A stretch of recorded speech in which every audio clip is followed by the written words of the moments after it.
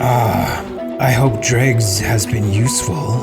Which of you will become my servant today? You bounty hunters, why are you always so dramatic? You want to take it? I want to be fair. No, I don't want to take it, Dave. No, I don't. I did not expect to hear those words today. Holy shit. Best of luck. Greetings, and welcome to Crucible of Fate, Episode 17, Part 1. I'm your host and killer DM, David Carter, and we've got a great group for you tonight. First of all, if you're looking for information about the game or how to become a contestant, just check out the link to the website in the video description. There's also a link to our amazing Discord community. It's a warm, welcoming, friendly community, so I do suggest that you check it out and join us. And lastly, if you're enjoying the show, please consider becoming a patron. I'm trying to put out a PDF of lore material for the Shadows Nigh universe, which is what Crucible of Fate takes place in. Trying to put out new content each month, but every little bit helps the channel improve, and I really appreciate it. Speaking of which, I want to give a shout out to Steve Harrison, James Phillips, and Ben Bushnell for becoming patrons since the last episode. Thanks very much, guys. It means a lot to me. Thank you. All right, so let us meet our contestants for episode 17. First up in the top left, we have Andy. Thanks, Dave. My name's Andy. I'm from Canada as well, in Ontario. Grew up in Kingston, not too far from Dave, but moved kind of to the western side of Ontario now. I've been playing D&D just a couple years after 5e got released, so give or take 7 or 8 years kind of thing. Got introduced to it through some friends. Got right into watching live play and listening to tons of podcasts and stuff. And heard about COF on Facebook through one of the adventuring table pages there. Applied and was floored when I got in.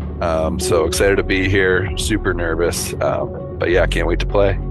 Cool, man. I'm excited to play with you. I think you got a great character for us. Best of luck. Yeah, there she is. Okay, next up we have Steve. How you doing, everyone? My name's Steve. I'm from Attleboro, Massachusetts. I've been playing role-playing games since the early 90s. Some of my favorites besides D&D are, Mork Borg, Heroes Unlimited, Teenage Mutant Ninja Turtles. I got hooked on Crucible of Fate, I think from like episode 2. I started watching episode 1. Episode 2 was live. And I've watched, every one since that. I've been hooked. It's one of my favorite things. Appreciate being here. Can't wait to win. Let's go. Good stuff, Steve. Yeah, I'm excited to finally have you on the show. You've been very active in the Discord community, so best of luck to you. Right, moving now to Anubis. Hi, Anubis. I'm been DMing and playing D&D since the early 90s as well. And I create D&D content for Roll20 and also on DM's Guild. I also have some content. Run professional games. Hate saying that word, but I don't know how else to frame it. For parties of people that are interested in learning how to play D&D or experienced players that want to have an experienced DM to run a campaign for them and they can't find one locally. And I just, very rare that I actually get to play with a DM that I like. Usually they're either like only play with like their select little group of players or just good luck getting a hold of them. But Dave here is great, and interacting with him on the server and everything is great, and everybody on the server is really great. If you're not a member of the server, definitely join the server, and very knowledgeable people about D&D, and if you ever have any questions, there's somebody that can answer it for you if at all times. It's a great server and great community. Great. Thanks very much, Anubis. I appreciate the kind words and definitely excited to play some D&D with you and looking forward to your character as well. We got some fantastic characters in this episode, so you guys are in for a treat. Okay, bottom left, we have Sean. Hey everybody, my name is Sean Dowling. I've been playing 5e for about 5 years. I sort of got started doing a similar, thing. I as did Crucible of Fate, watched a D&D live show that was pretty small, never played before, but I really liked the idea, so I just really went to Reddit, found a random group of people, and then DM'd 1 to 20 for 3 years with the same group. So I'm happy to say I've kind of fallen in love with it. Community's been fantastic. Met so many friends through it, and as Anubis was saying before, the Discord server is great. I recommend if you are new or experienced in D&D to hop on it. There are tons of groups. Everyone is super friendly. There's always at least 1 or 2 games every week. Great. Well, thanks for being here, Sean, and for being up late. I know you're on the other side of the world, so thanks very much. Yeah, I guess also greetings from Almaty, Kazakhstan. Originally from Vermont, kind of been all over the place, but hoping that I can make it all the way to 4 in the morning. Okay, sounds good, man. Hang in there. Energy drinks are your friend. Drinks on water. And as a little PS, shout out to the Face Factory on Discord. You people on there who have been making profile pictures, mine, I think Miss Mirabelle's as well as a number of other people's. You're all amazing, and you bring so much flavor and creativity to this game show. So just a thank you kind of from everybody. Absolutely. Well said, Sean, and thanks very much everyone who's been contributing to that. Okay, bottom center, we have Jake. My name is Jake. Been playing D&D for about 3 years now. Started when I was 14. I really loved it. It was an amazing experience, and I'm really glad to be on the show. Thank you, DM. Hey, no problem. I'm from Kelowna, Canada, British Columbia, just a college student, but nothing much with me. Great, man. Well, it's awesome to have you here, and looking forward to what you're going to bring to the competition. Good luck.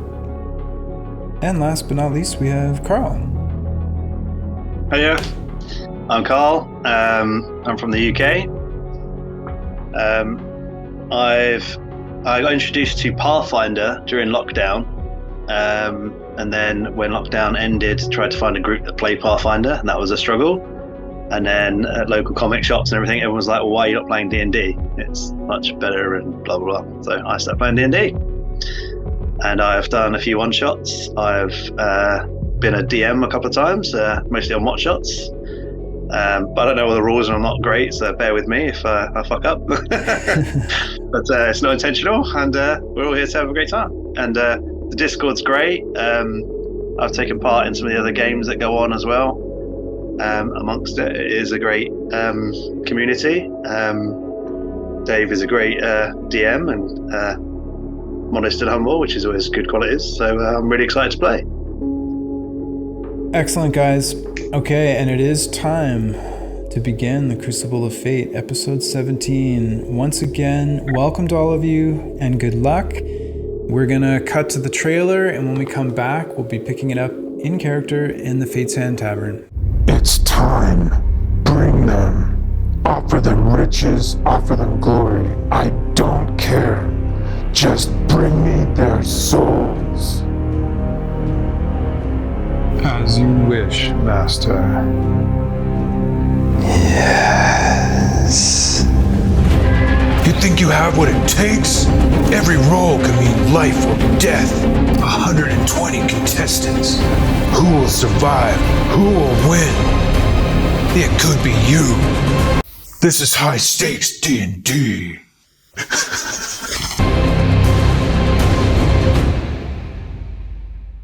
Consciousness returns to all of you as you become aware of a dim blue glow that gets slightly brighter.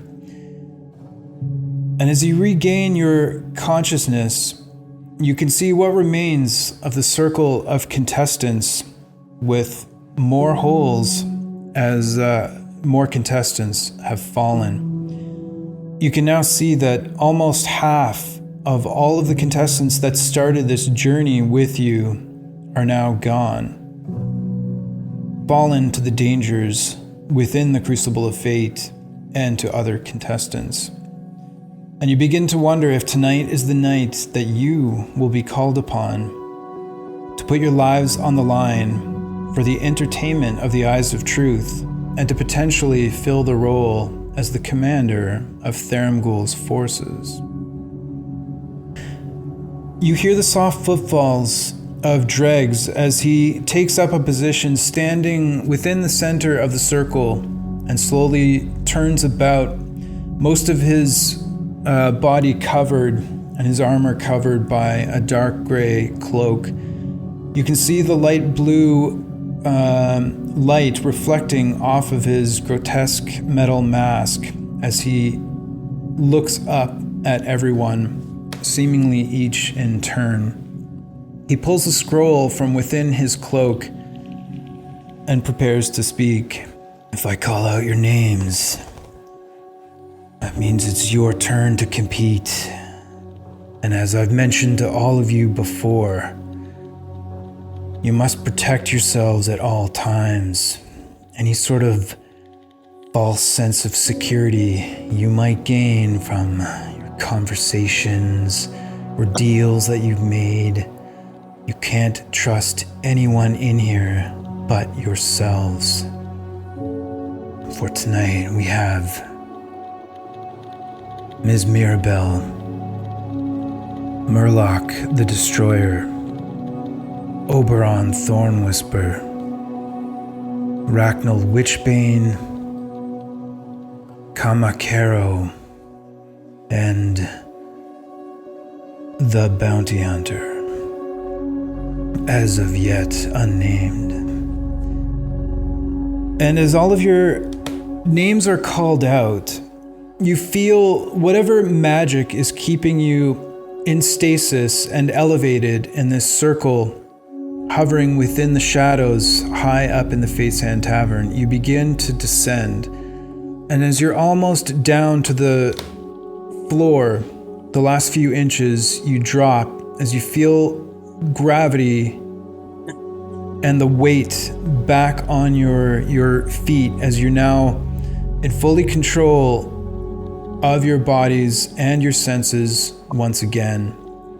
It's now been 17 days since you were put in stasis. And as you begin to size up the other contestants, as you look around the room, you hear a soft clap coming from the shadows, and as you turn to see the source, you see the host of the Crucible of Fate, Thurmgul, emerging. Oh, I tell you, I am very excited for tonight. We are down to the final few creatures, and there are some doozies of hunters out there. And all of you, you're all so diverse and eclectic. Seem to have such a wide spectrum of backgrounds and skills. I cannot express how excited I am to see which of you kill the other. It's going to be glorious. And for the 1413 pairs of the Eyes of Truth, I hope that your performance is up to their expectations. I am sure I have nothing to worry about. So let us get to know each and every one of you a little bit better. Let us start with Miss Mirabelle. That's a nice apron you have on, by the way. Oh, shucks. Thank you, Thurmgul. I love what you done with the place. And you see in front of you, just kind of straightening out a dress, a middle-aged human woman. She's got long, fiery red hair, tied up in a messy bun on top of her head, just slightly touched around the temples with some grays. Pale, cold, almost lifeless eyes and skin. She's wearing a simple handmade cotton dress, and it's worn underneath an apron, a chainmail apron. Looks like someone you would run into if you were the average adventurer in a small town restocking your supplies at the general store. But as she stands up and straightens herself and kind of steps forward, coming out of stasis, there's the grinding of iron against stone as she drags a very heavy cast iron stove door. Looks like it's been ripped off the hinges.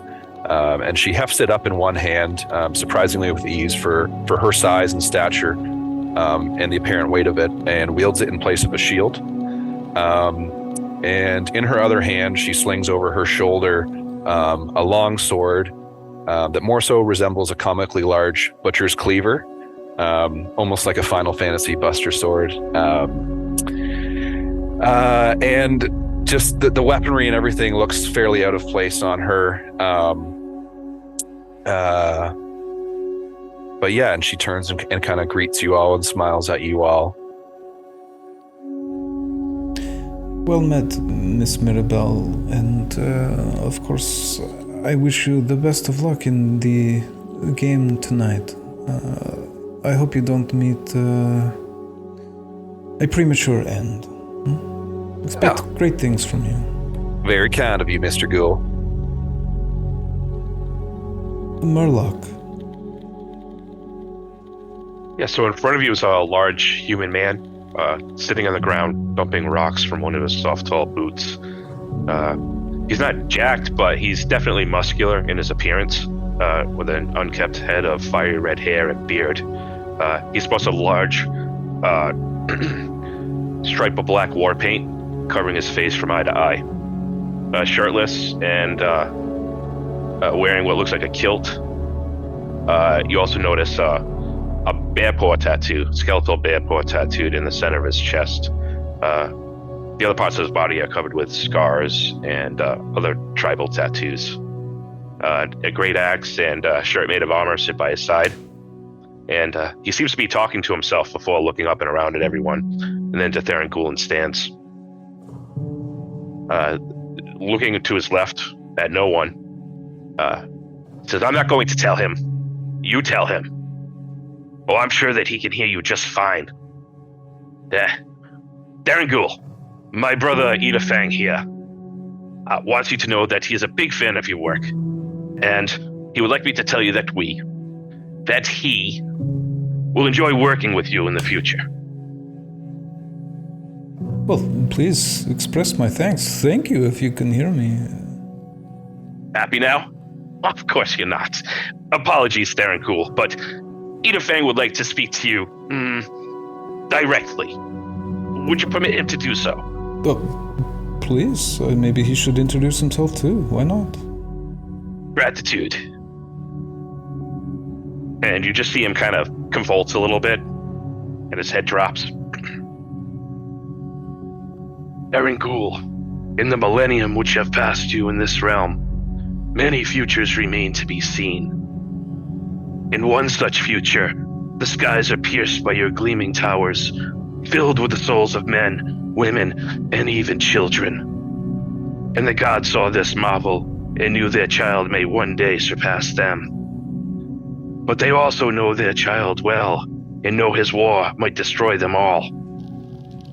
And the gods know that the land of Oriah would be cast again from the red glow of light before they could return, and that the new realm would be as it once was when the gods themselves had first walked upon it, when their children were few and scattered to know they were even among them. And long forgotten and turned to dust were his towers, and the creator of this game, and the silent eyes that watch in earnest, along with all the souls, lost to them forever. Take heed, Theron Ghoul, and be warned.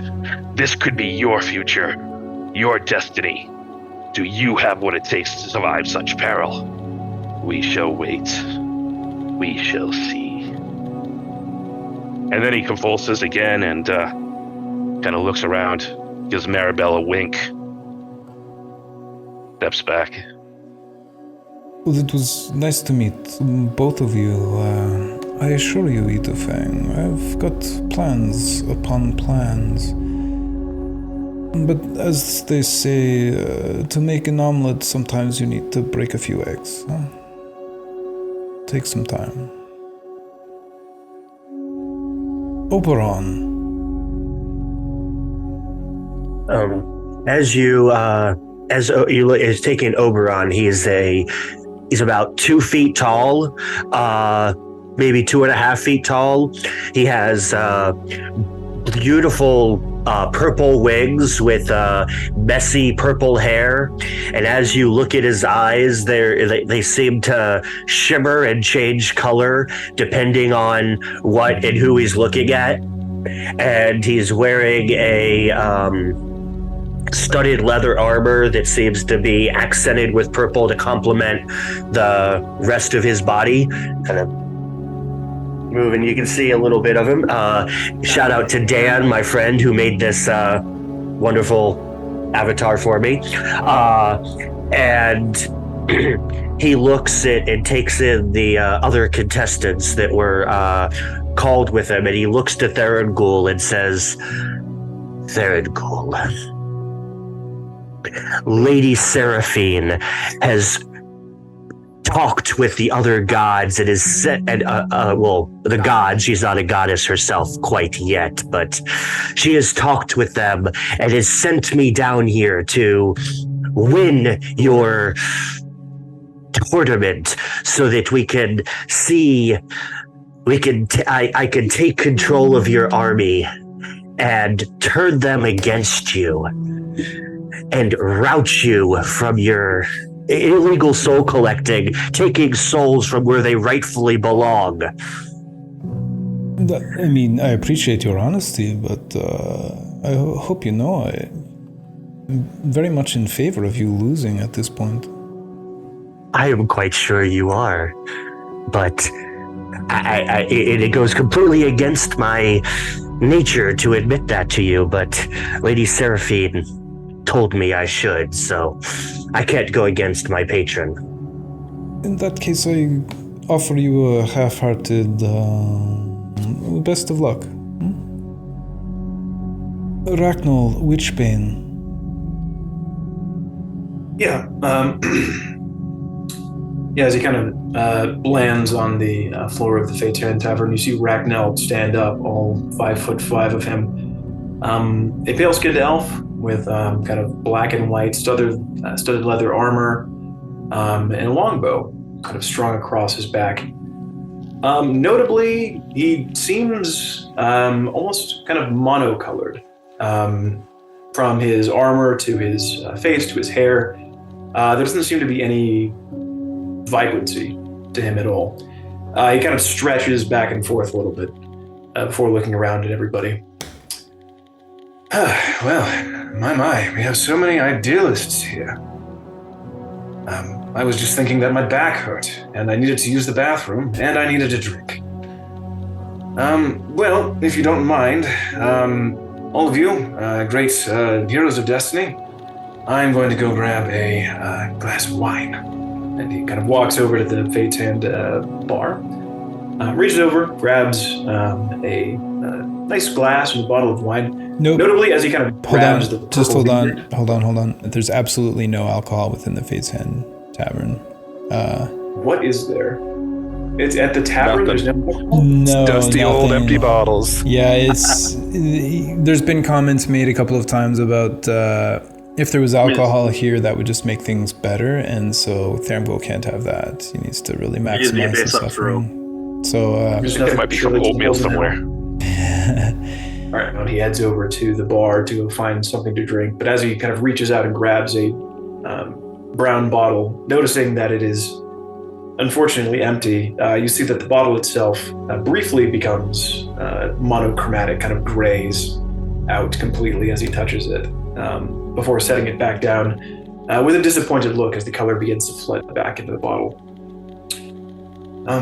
Well then, this certainly is hell. So, I believe I'm going to go sit down and rethink all of my life decisions. Cheers. I apologize for the lack of alcohol. It's quite a ominous aura you have around yourself. Just the sheer disappointment and cynicism is making everything gray. It's impressive. Well, you know what they say. Smile in hell is worth absolutely nothing. So, cheers to that. You stay away from me. I got enough grays as it is. Oh, darling. I'll make sure that I stay as close or as far away as you'd like. But if you happen to have any cooking sherry, please, I'll be your best friend. Appreciate it, gentlemen. I'll see what I can do for you. Well, welcome to you, Ragnall. I hope things kind of pick up for you after Hunter and Hunted. We'll see how that goes, huh? See if I can arrange to perhaps have some beverages for all of you that survive round one. It's the least I could do. Yeah. If we can buy arms and armor and magic items, certainly we can at least get a little round for the team. Yeah, raise morale. Why not? I'm down. Kama Kero. You see a purple-skinned drow with long purple hair that flows and touches the ground. As you see him stand up, you notice that he sort of takes his swords out of his back sheath, and that one is glowing red and one is glowing gray. He has a long cloak that is blue with gold striping on it. He has a sort of... He's mostly shirtless, but he has kind of scraps of armor that sort of are where one would most likely get hit. You see him also taking out a crossbow, kind of loading it, putting it back, and he just kind of awkwardly stands around. Well, welcome to you, Kama. That is an impressive mane you have there. I mean, no offense by that term. How long did it take you to grow your hair to the ground? About 7 years, I would say. Oh. Hope it does not present a danger to yourself. I think it will be fun. Very well. I'm impressed. And lastly, very mysterious, as of yet unnamed, the Bounty Hunter. Welcome. So he stays in his stasis pod a few moments longer than all of you, and you get a good look at him. And he's what you'd expect of a lone bounty hunter. Basic leather armor, a lot of coverings. Seems to be carrying a lot, but doesn't seem to burden him at all. With a couple of javelins sticking out, a couple of quivers of arrows, and bow in hand. And as he kind of leans forward, almost toppling out of the stasis pod, you think, is he even conscious? Which he then suddenly turns into like a commando roll, and then lands like that superhero pose, like one knee up, one knee back, bow drawn, ready.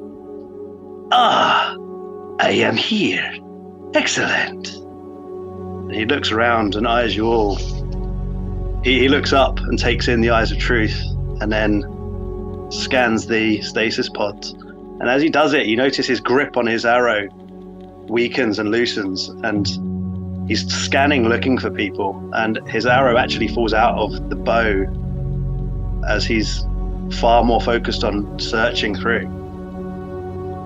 Akari, brother, it is good you are wary of that changeling. Caution is paramount in these circumstances.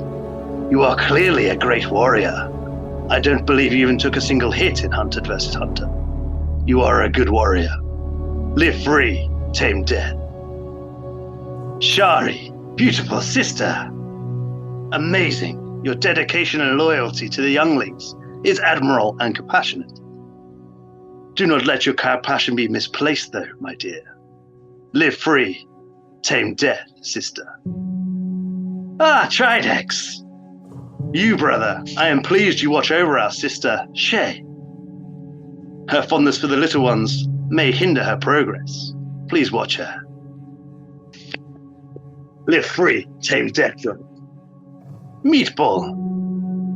You, like I, have been denied the innocence of childhood. I see that you're using your barbarian training well, though. Great advantages you seem to have.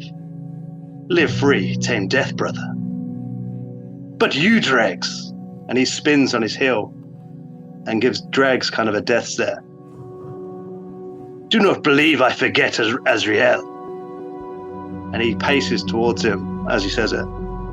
I will avenge his merciless slaughtering as soon as Thermgul allows.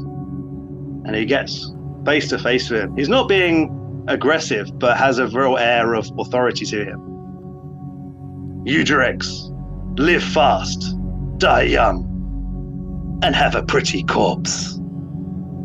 I can assure you, my corpse will be anything but pretty. Feel free to take a look behind the mask if you can put me down. Careful of the assumptions you make, though. They could get you killed. Golly, is it hot in here or just me? I suppose it would be anything but cold in hell. So my character then walks back to his near his pod and starts checking his gear, checking his arrows are of quality, his bow is tight, eyeballing Dregs occasionally, and looking at Thermgul for almost permission to just go for it now. He looks at you and is like, hey, it's your party. Just no violence within the Fate's Hand Tavern. You never know, you might find yourself within a game zone with Dregs at some point. What do you think, Dregs? Anything that would pull you in? Dregs kind of looks over at Thermgul. You know why I'm here. That's all he says. Oh my, such tension here with you, bounty hunters. Why are you always so dramatic? Anything else you would like to add, unnamed bounty hunter? Only in his appearance, he's clearly an Eladrin elf, bright yellow, kind of a man bun going on. His face is pretty covered though, so you can't really see much.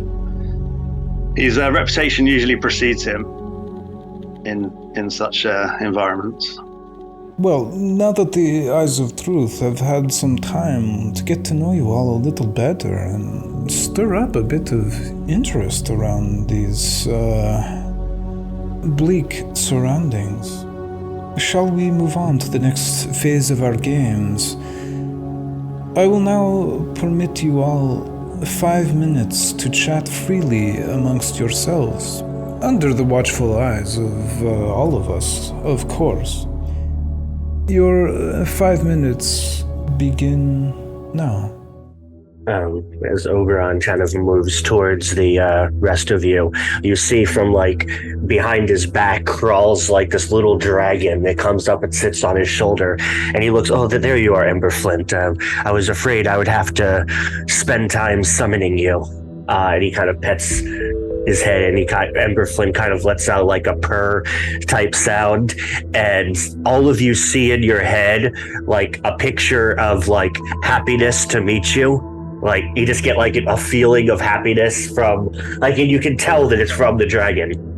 My character jumps to his feet and approaches to stroke the dragon. Ah, what a beautiful creature. All life is precious. Except that it is not life. The undead is surely a curse to be wiped from the face. Oberon kind of nods a little bit at you as you say that. That seems quite rude considering we have Yidafang here. I believe the 8 of us should all try to get along while we can. Bear in mind, we're all about to go up against some hideous monster. So, dead, undead, we're all in hell together. I second that thought. Oberon, aren't you two just cute as a button? Where are my manners? I forgot to introduce myself. Anyways, my name is Miss Mirabelle. I don't know who this tall drink of water is, but with that hair, you might be a cousin, but if not, I don't mind what you're wearing or lack thereof. You seem to have a lot of naked people here. Karma, you seem to be naked.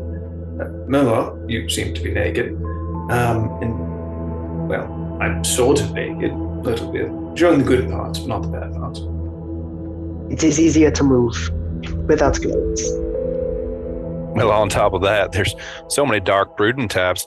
I have to wonder what happens if y'all go to the same tavern and all 4 of the shadowy corners are already sat in. Where are you going to sit then? Ooh, what do we call a group of unhappy taverns? Brooding types? Is it a murder? Aggression? A sorrow of broods? Ooh, that is good. I would like to address the elephant in the room, if I may. I didn't see no elephant. We are here for one good reason. I suggest we work together for the first 2 games, and for the 3rd game, let the cards fall where they may. I agree with that. I could agree with that one. It's called Split the Party for a reason, implying there's a party to split.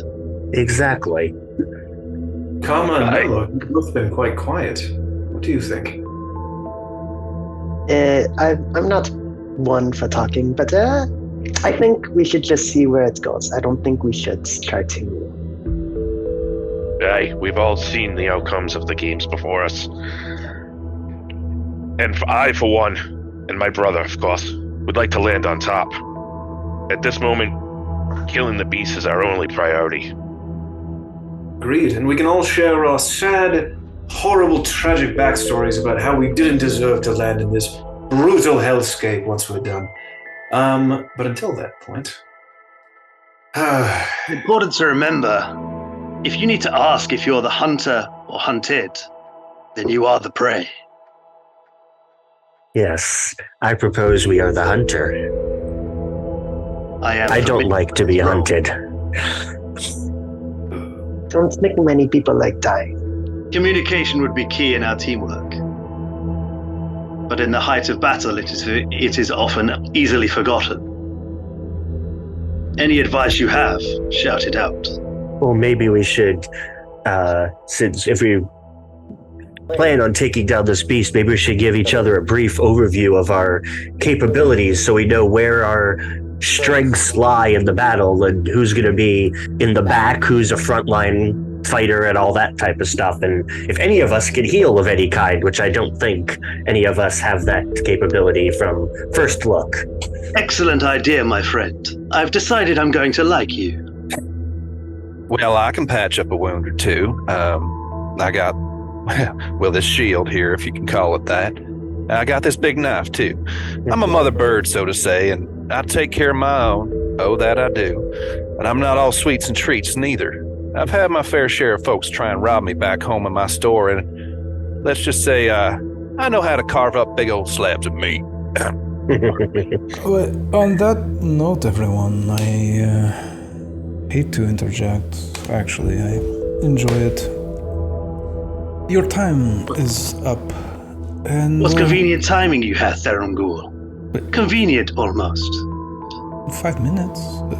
Standard. I gave a little bit more. I didn't want to interrupt the lady. But nonetheless, it is time to move things along. So, before we get to our intermission actions, I would like to present to all of you the items that are in the gift shop for this episode. I hope that you find them intriguing and worth the risk of acquiring them.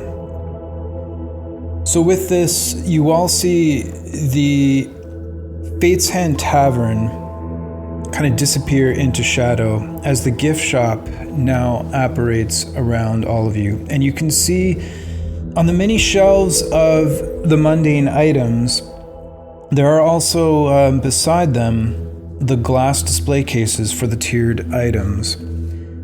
In Tier 1, the first item that you see hovering before you all and slowly rotating to give you a good look at it is a gold chain necklace with a red heart-shaped gem pendant affixed to the chain by what appears to be a finely and exquisitely sculpted miniature arm, of like the hand grasping onto a gold ring that goes through this heart-shaped gem, and then the elbow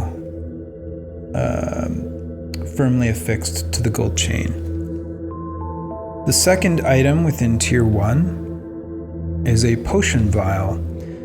You can see within the glass vial a crimson liquid that regularly pulses with dull light, calling to mind a heartbeat. In Tier 2, you see a dark gray cloak slowly rotating, and as it does, the arms kind of spread outwards, so you can see that between the arms and the main kind of part of the cloak that would cover the back, it's like a light beige, like leathery material. So dark gray cloak, but when the arms are lifted up, between the arms and the rest of the cloak is like a light brown to beige leathery material. Next in Tier 2, you see a gray cloth bag that seems to be empty. And in Tier 3, a wooden wand, roughly 18 inches long, wrapped in dark gray leather. The skull of some small creature is affixed to the end.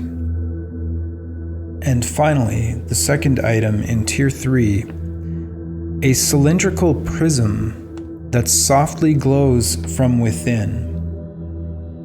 This kind of like light yellow, whitish, dull light. It doesn't seem to be emitting any light of note. It just looks to be like lit from within.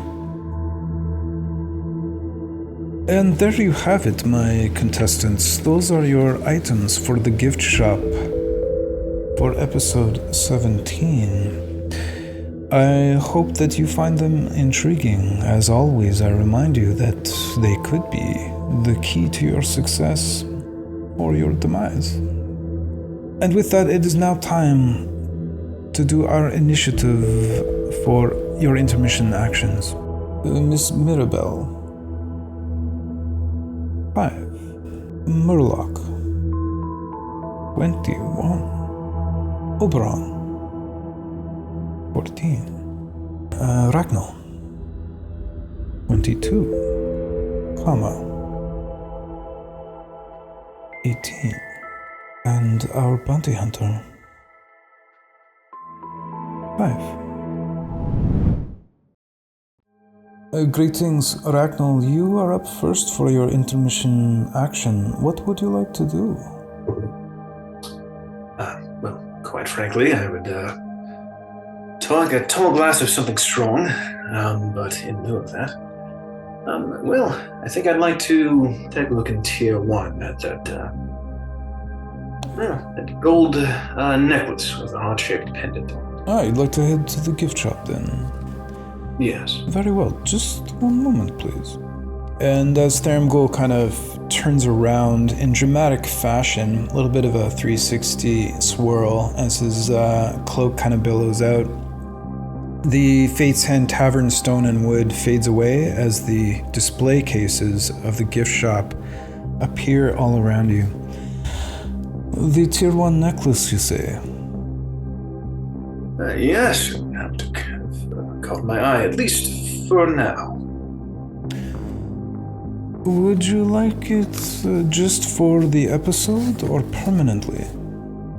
I'd say permanently. Permanently, very well. I will need a D20 roll, please.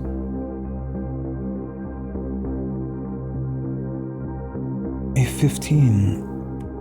-2 to your dexterity score. Well, first Fate Sphere.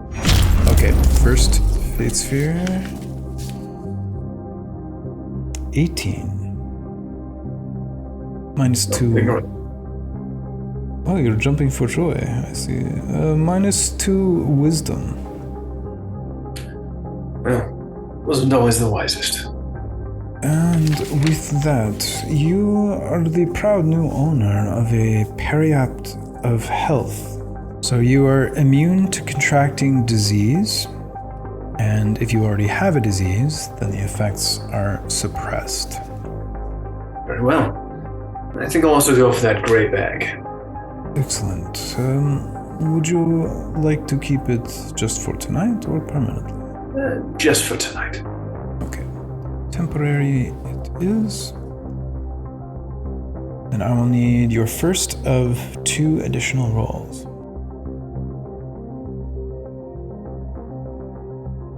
11. Lose 1 spell slot from your highest available spell slots, if you had any. It's quite fine by me. And your second roll, please. A 2. Poisoned. Attack rolls and ability checks will be at disadvantage. Ooh, fortunate. I'll stick with that. Stick with it? Okay. Poisoned. Okay. So that item is a gray bag of tricks. As an action, you can pull a fuzzy object and throw it 20 feet, and when it lands, it turns into a random creature that's rolled with, I think, a d8. There's a list for each specific bag of tricks. And this is the gray bag of tricks. No, I think I'll also grab the potion for tonight. Very well, then 1 more roll, please. Would you like it just for this first game or for the whole episode? No, just for the first game. Temporary. And another d20 roll, please.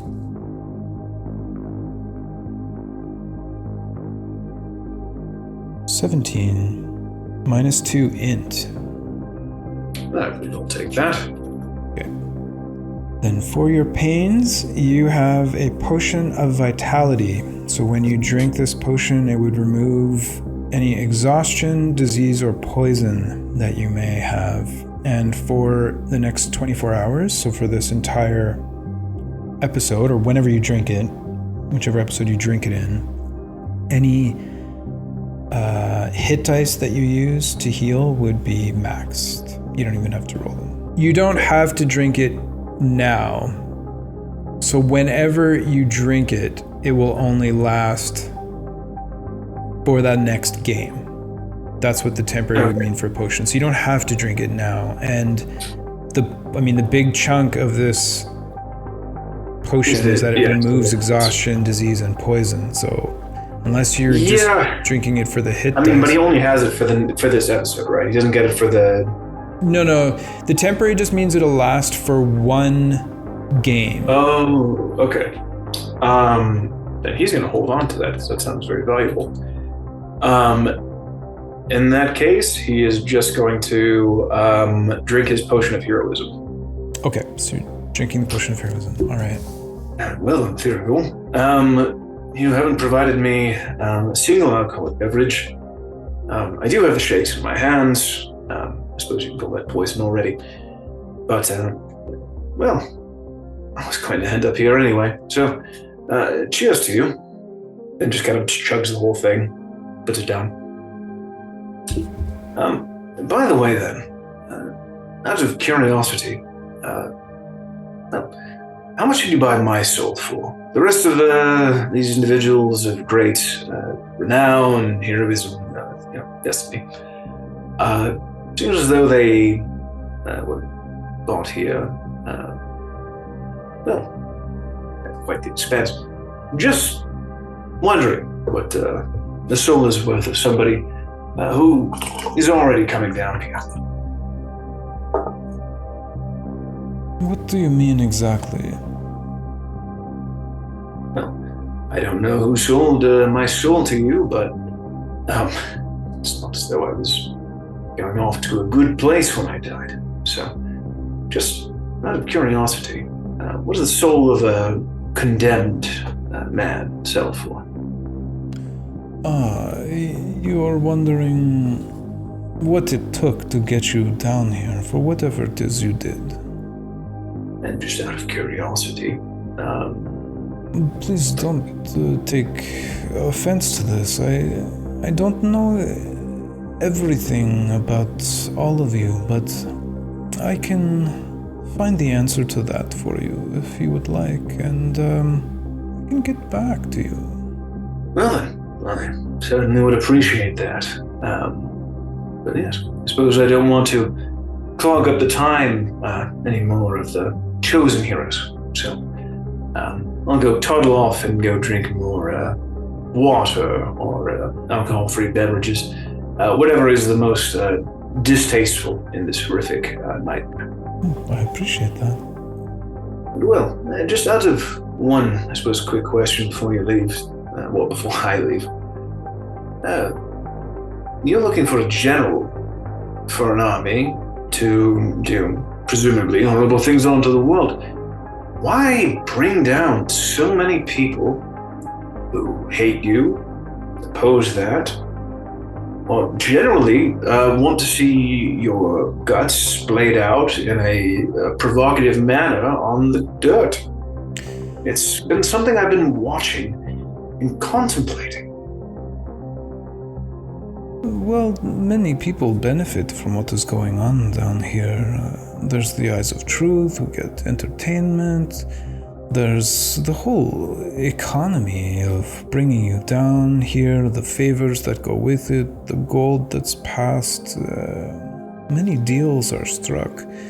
And of course, there's the value of all of your souls that get traded around and used and abused. But you have our souls already. Why even, if you don't mind me saying, why bring a duck to a cockfight? Or a swan in many instances. Certainly it would only bring the most vicious. But here we are with angels and those who wish to be good. If you don't wish to talk about it, that's completely fine. It's delightful to bring people down here that normally would not be subject to such a place. Plus, it's an opportunity for everyone. Perhaps once they've seen the reality that awaits them after their judgment by Xenaros, maybe they will take advantage of the time they have on the material plane a little bit more earnestly. See, this is why I prefer you to the Celestials. Such a great sense of no drama. They're also very boring. At least you have excitement down here. You think they do gambling and alcohol where I want to go? I was a little bit disappointed you weren't at least offering, but cheers to this lame fruit juice of what I've been provided. It tastes sour. Well, I don't even know where you got it. It certainly wasn't given by me.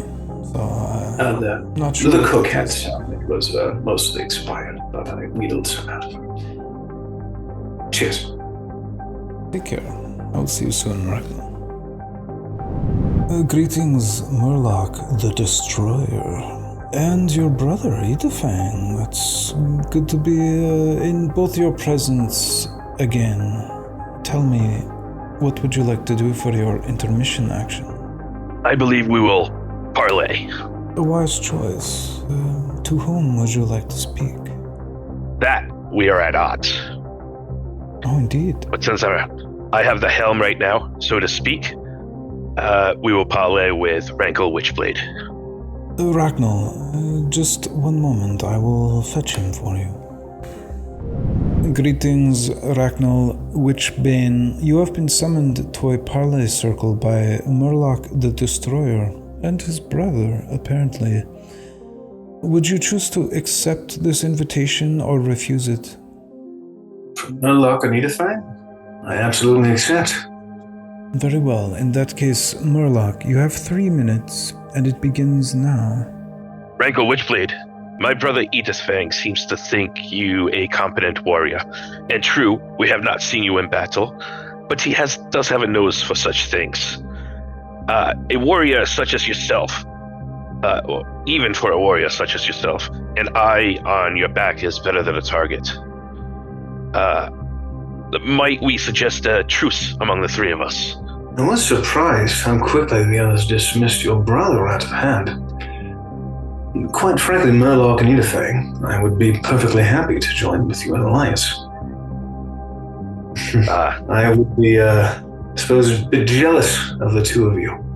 I suppose the aura of gloom around me might betray a little bit of my true feelings, but, well, being alone here is a dangerous game, and having an ally at my back would certainly, change things. I absolutely would watch my back, watch your back, both of yours, with my bow. Gratitude, but please do not be jealous.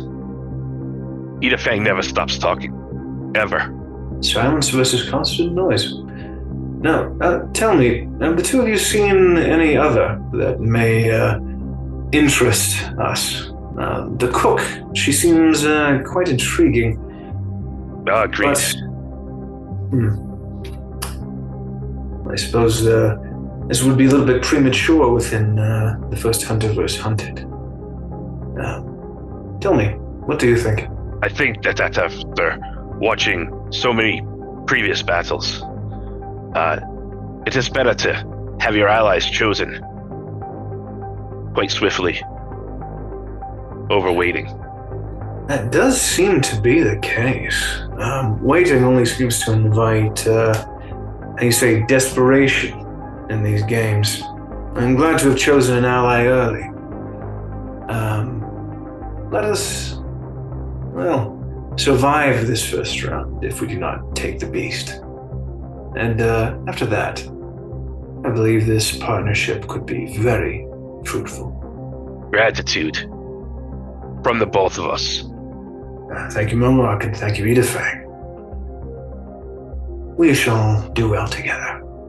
And, gentlemen, that is your 3 minutes. I trust you accomplished what you set out to do. Nonetheless, this intermission action has come to an end. I will see both of you shortly. Greetings, Kama. It is your turn for your intermission action. What would you like to do? I would like to go to the gift shop. A little bit of shopping. Excellent. Please follow me. And as the Fate's End Tavern fades away and the gift shop display cases appear before you, you can see that both of the tier 1 items are gone, as is the gray bag. So remaining is that dark gray cloak and then both items from tier 3. Does anything here catch your interest? The cloak. The cloak. Very well. Then you would like to purchase it permanently or just for this episode? For the episode. Cautious. Perhaps a wise choice. Or maybe the biggest mistake of your life. In that case, I will require 2 d20 rolls from you, please. A 14. -2 strength. Oh. And your second roll, please. 2. Poisoned. So your attack rolls and ability checks would be at disadvantage. I have to reroll that one. There's no way. Okay. A 14. Lose 2 strength. Fine by me. Okay. Although you appear a bit more physically frail, the nasty business is out of the way, and I congratulate you on acquiring Wings of Flying. So you can add the Wings of Flying to your inventory, and just for the folks at home, feel free to look it up and see everything that it does.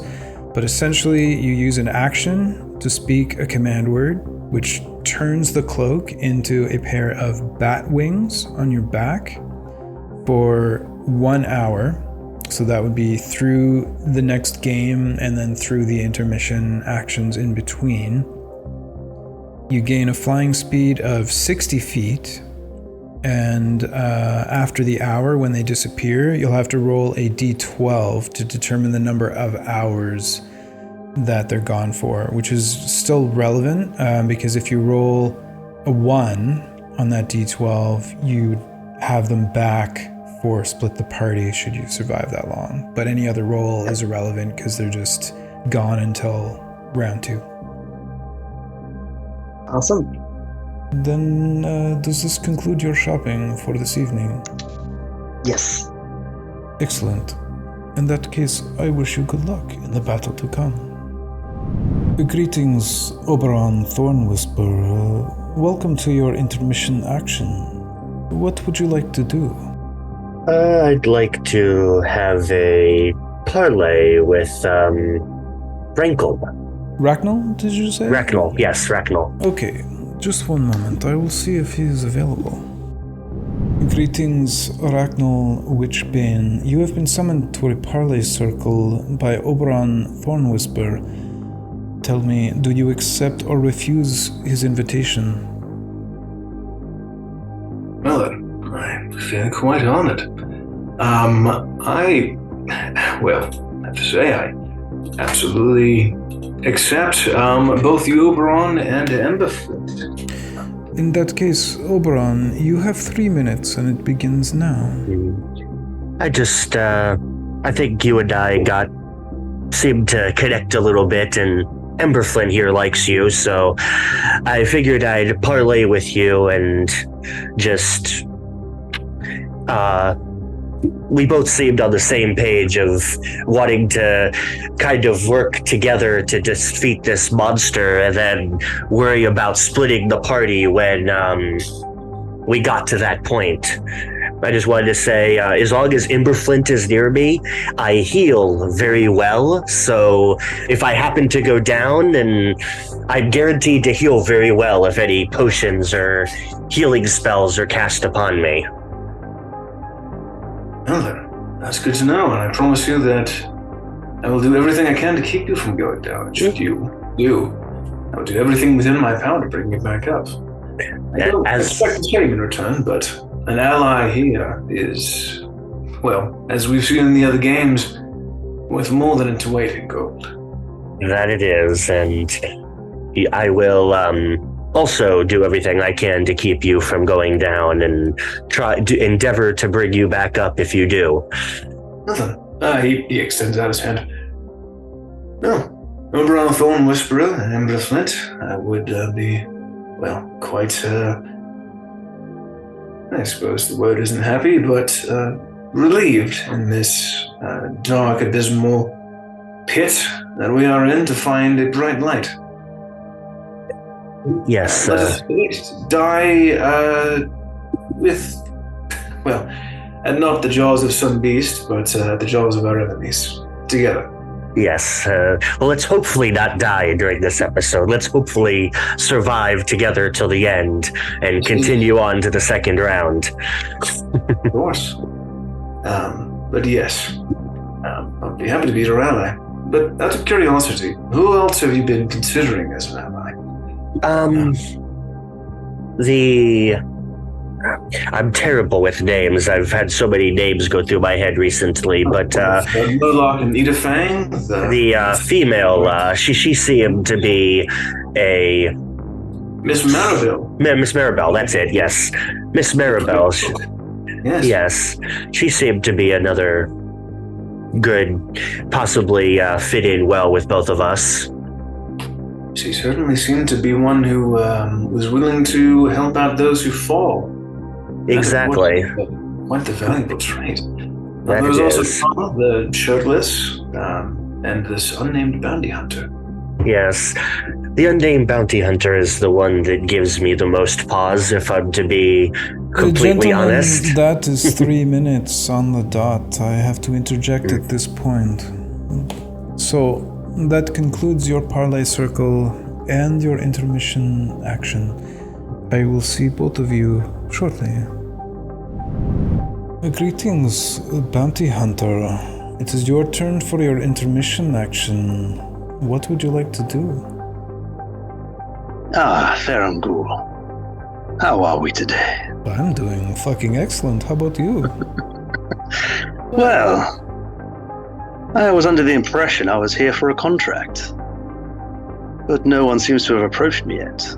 It could be that the employer is in stasis. Could be. I do not know. Maybe that opportunity will reveal itself. But Drax certainly has my attention for some vengeance, taking out my Eladrian brother. As you know, I was under the impression I was the last, so I thank you for bringing me here and making me realize I'm not the last of my race. Oh no, there's been several, in fact. Although I am aware, being in this circumstance, I may end up being the last of the race. Life is full of such ironies. Indeed. I wish to parley with Miss Annabelle, is it? Miss Mirabelle. Mirabelle. Yes. And I suggest you get that straight. I don't think anyone likes being called by... Miss Mirabelle it is. Just one moment, please. Greetings, Ms. Mirabelle. You have been summoned to a parlay circle by the Bounty Hunter. Do you accept or refuse this invitation? Well, of course I accept. Very polite of you. In that case, you have 3 minutes and it begins now. Greetings, Miss Annabelle. How are you? Very good. Yourself, Mr. Bounty Hunter? Well, interesting circumstances though we are within, but notwithstanding, I am pleased to see more of my race in survival. I was under the impression I was the last. Hence my greeting them in my introduction earlier. Yes, I caught wind of what you were getting at there, and noticed and recognized some of the names you called out to. So, we're about to participate in some games, and as I was saying earlier, teamwork is key. You seem a no-nonsense woman. I think you'll be a great asset to work with. That I believe I am. Though it's not of the traditional make, I do quite well with my sword and shield, and have some abilities to patch myself and others up, as it were. I have been known to heal on occasion.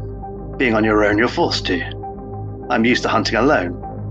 I usually hunt from afar, but I've hunted many creatures and have grown very skilled at discerning their weaknesses.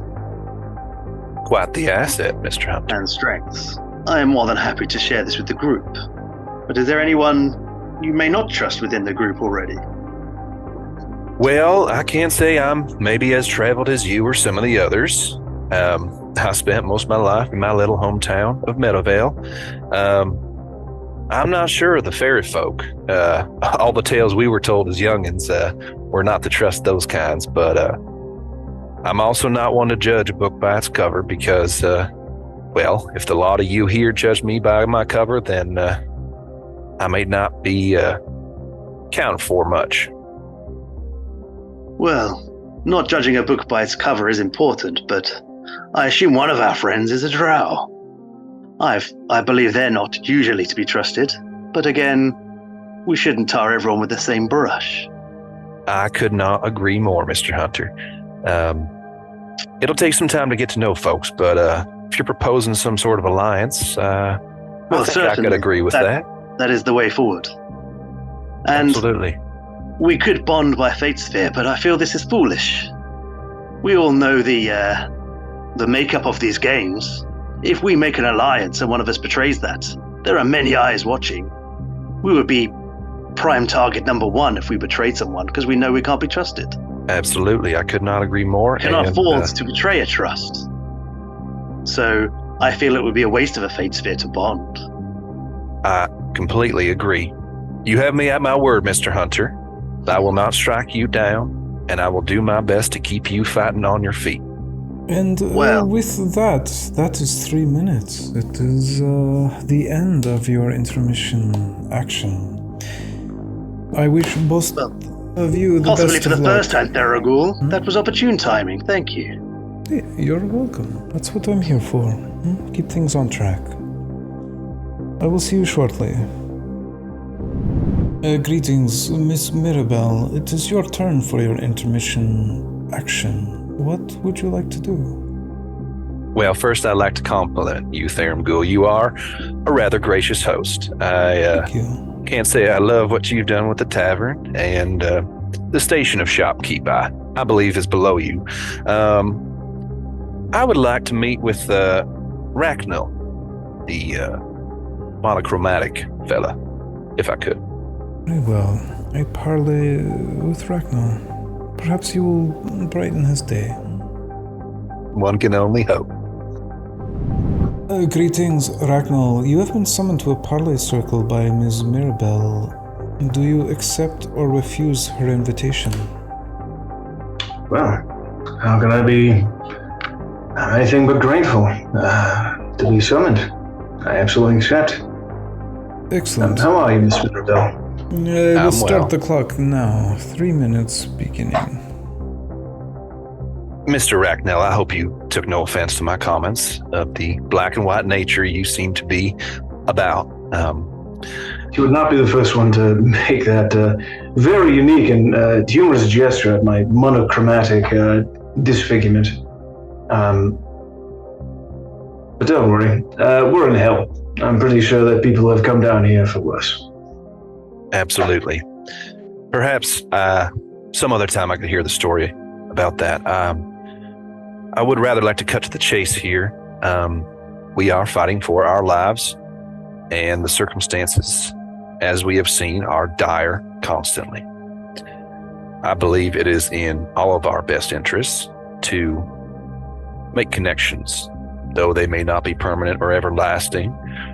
Having someone behind you that you know is not going to draw a dagger and put it in your back is the first step in a well thought out plan.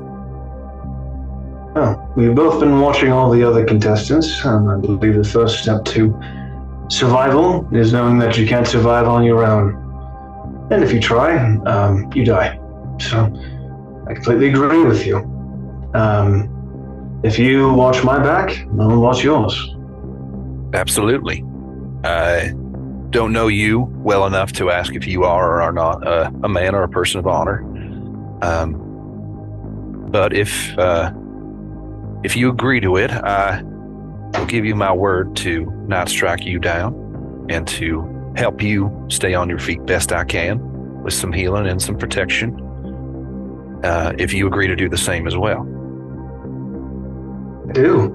I agree to lift you off your feet should you fall. I agree to give you healing where I can. I believe we can make a good combination.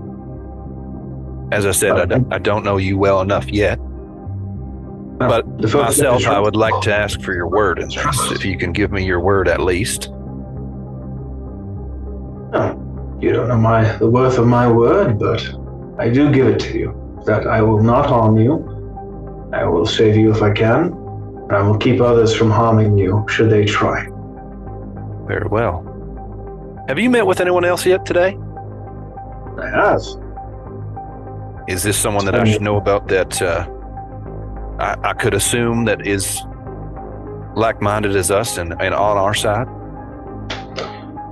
Right now, everyone seems to simply be interested in the Great Hunt, but I do have to say, who are you interested in? There's been quite a few, I have to say, the parties I've met with have been quite interested in you as a potential addition. Who do you seem to find most interesting? You have drawn quite a few eyes, as I seem to have. To be completely honest, I have met with the hunter. I apologize, but this is an excellent time to interrupt such intrigue and mystery, but your time has expired, and so have all of the intermission actions. So I will see both of you momentarily back in the Fate 10 Tavern. Good luck to you both.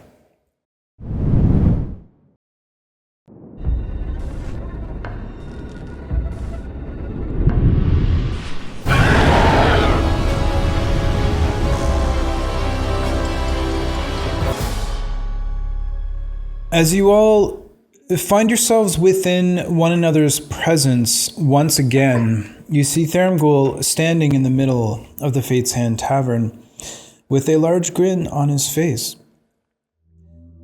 Well, everyone, it's about that time. It's time to begin our little game of Hunter and Hunted. And as you all know, the first step is to select the creature that you will encounter. So, Ms. Mirabelle, you are in our primary position here. Could you please roll a d20? It would be an honor, Therum. May I call you that? It's actually, Thermgul is my first name. Oh, very well, Mr. Thermgul. Thank you. A 9. As some of you have been keenly keeping up, 9 has already been taken, which brings us down to 11. Number 11 is Arklam Gleeth. And as he says the name, you, for the first time ever, audibly hear a reaction from the eyes of truth. There is a lot of murmuring that occurs at the name of Arklam Gleeth. You are all about to meet a very widely known personality down here. In fact, it is through Arklam that we have the presence of dregs here amongst us. And I am very grateful to your patron, dregs, for the deal we have brokered to have you here. And now it is time for me to uphold my end of the bargain as I deliver unto him one of you. So, if you would follow me, please. And as he turns away from you and slowly starts to drift away, you see the Fate's Hand Tavern's stone and wood dissipate as the gated gallery archway appears.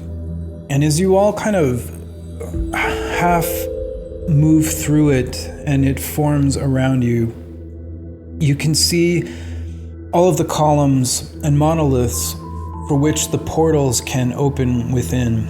And on the Hunter and Hunted column, as the gate is moving towards you all, it is now time for us to roll our initiative for Hunter and Hunted. So like before, we'll do it one person at a time. You can do your normal initiative roll, you can do a perception skill check, or an intelligence ability check. Miss Mirabelle. 15. Murloc. 8. Oberon. Yeah, I have to roll mine and Emberflint's because he has its own turn. Okay. So there's mine. Oberon 15. And Emberflint 17. Ragnall. 17. Your modifier's a 3. What's Emberflint's? 3. Okay, then if each of you could roll a d20, please. Just a normal D20? Yep. Okay. 20 for Oberon. Oh man, you gotta save those D20s, man. Okay, Kama. 5. The Bounty Hunter. A 9. So as you all begin to shift restlessly, the portal comes to a stop in front of you. So at this time, Thermgul, turning to each of you quickly, says, any final words before you go in to meet Arklam? This may be your last chance to talk to the rest of the world. I would take advantage of it if I were you. Ragnall. Yeah, you see Ragnall walk up. He looks mostly the same as he did before. However, there are a few small differences. He seems to have a kind of gold chain around his neck, leading to a little arm holding a red heart, along with a small gray bag on his waist. He kind of nods at everybody. Well then, those of you who have reached out your hand in friendship, I will honor it. Those of you who haven't, good luck. But of course, this is the Crucible. We've all seen what happens to those who are overconfident, but we've all seen what happens to those who win. Cheers. And he will walk in. Okay, and what's in your hands? He is holding on to a bow, and that is it. Right.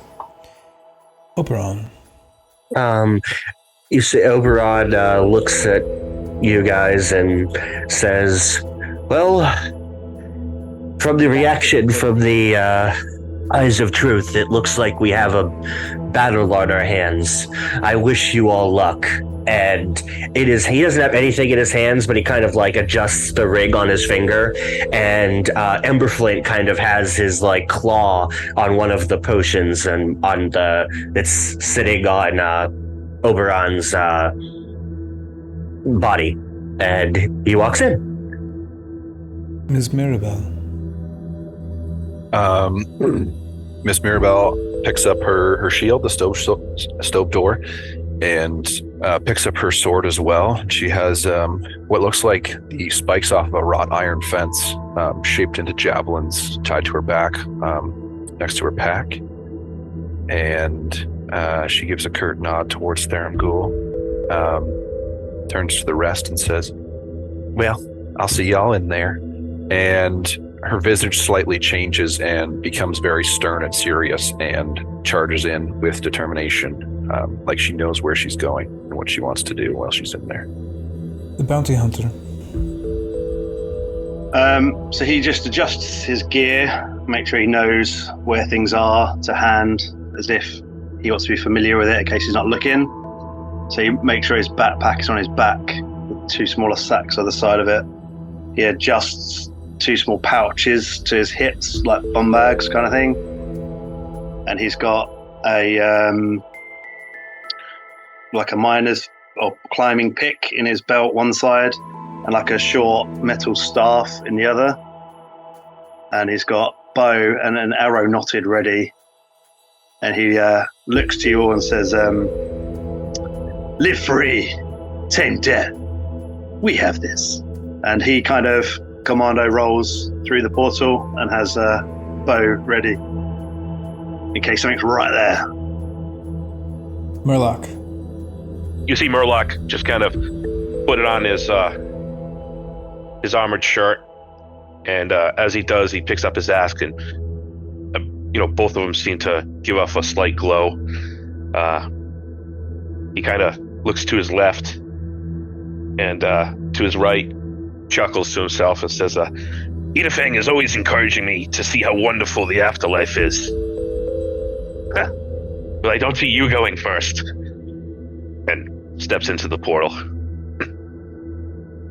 Kama. You see Kama has a new cloak that seems to be beige around the arms. And you see him take his short swords out of his back cheek, just sort of looks down to the ground and walks through. Okay, so short swords in one in each hand, if I heard you correct? Yes. Okay. One thing I forgot to mention, if I can, Oberon never really sets. He's so short, he never really sets his feet down on the ground. He's kind of floating, using his flying to just his wings to keep him up. So maybe 2-3 feet off the ground, just so he's about the same height as everybody else usually is what he does. Got it. Okay. As you all enter into the portal, you immediately feel the shadowed hands grab firmly at various parts of your body, passing you forward, roughly, but with purpose, as you sense that there is a specific destination that they are pushing and pulling you towards. After a moment, you feel the air change, and it gets cool, not quite cold, but certainly a lot fresher than what you were experiencing and breathing within the Fate's Hand Tavern. The air is a little bit moist, a bit humid. There's a natural earth smell, and for any of those who have been in a subterranean area, that's kind of the notes that you're getting in the cool air. And as a dim light emerges from around you and your eyes begin to focus, this is the scene that you see before you. In the number 1 position is Kama, and Kama is represented by this rogue mini right here with the orange base. In the number 2 position is Murloc, and that is the Conan-looking mini with the yellow base. Then we have Ms. Mirabelle, which is the female dual-wielding rogue with the brown base. In the number 4 position is Oberon, which is this purple-based dwarf right here. Then we have Ragnall in the red cloak with no color on the base. And then finally we have the bounty hunter here at the end with the dual-wielding swords. So looking around this room, you can see that the majority of it, represented by all of this, the stalagmites and stalactites here in this natural cavern area, it looks to be a naturally formed cavern with 60-foot high ceiling and natural dirt floor. Ahead of you, within this circle, the cardboard 15-foot radius circle, it's a pit. It's not very deep. It's only about 10 feet deep, and even from the distance away that you are, about 20 feet from the edge, you can see several humanoid forms shifting around a bit aimlessly down within this pit. The rest of this area has, although it's still like an earthen floor, it appears to be the foundation of some sort of ancient building with man-made stone walls, a 10-foot door here on the side, a 10-foot wide stairwell that leads up into darkness over here, and another door on the other side. In the middle is this like stone platform, atop of which is standing a humanoid figure just over 6 feet tall,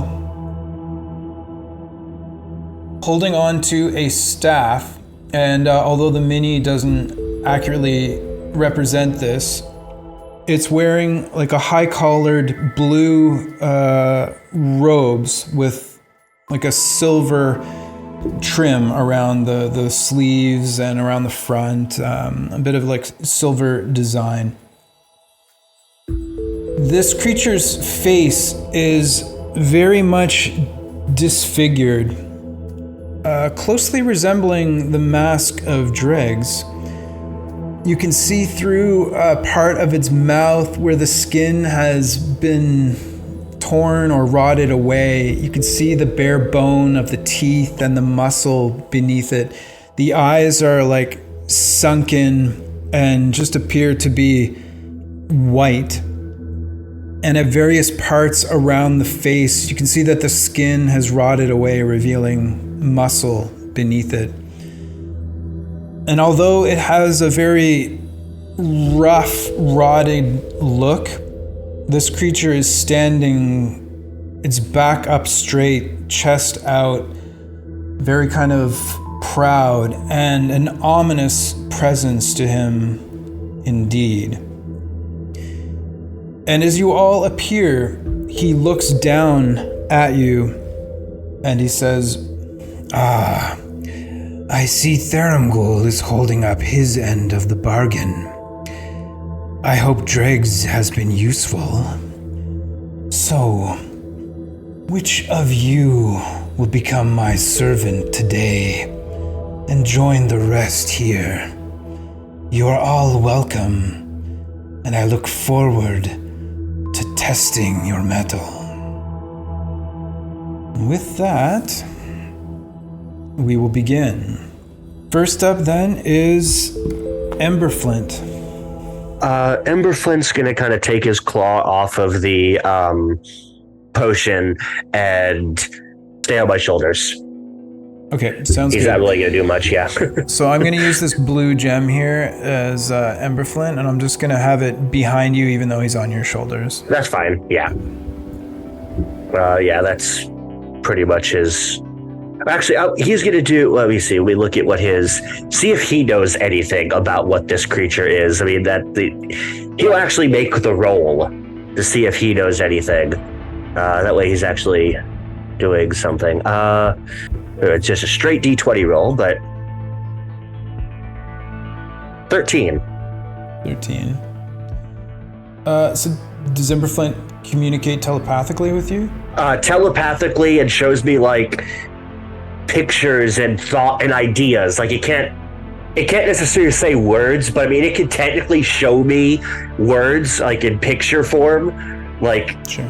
But it can't actually speak. And it can share emotions. So with a 13 and the fact that this creature is wearing robes and holding a staff, you just get this image of what was once alive becoming undead. Okay. Yeah, I have idea. It's about what my thought process was doing. That's all Emberflint will do. All right, sounds good. In that case, it is Racknell's turn. All right, Racknell will move down and try to head over to get behind that pillar over on the right. Attempt to cast a spell on himself. Protection from evil and good. Until the spell ends, the creature has protections against aberrations, celestials, elementals, fays, fiend, and undead. The protection grants several benefits. Creatures have disadvantage against attack rolls against the target.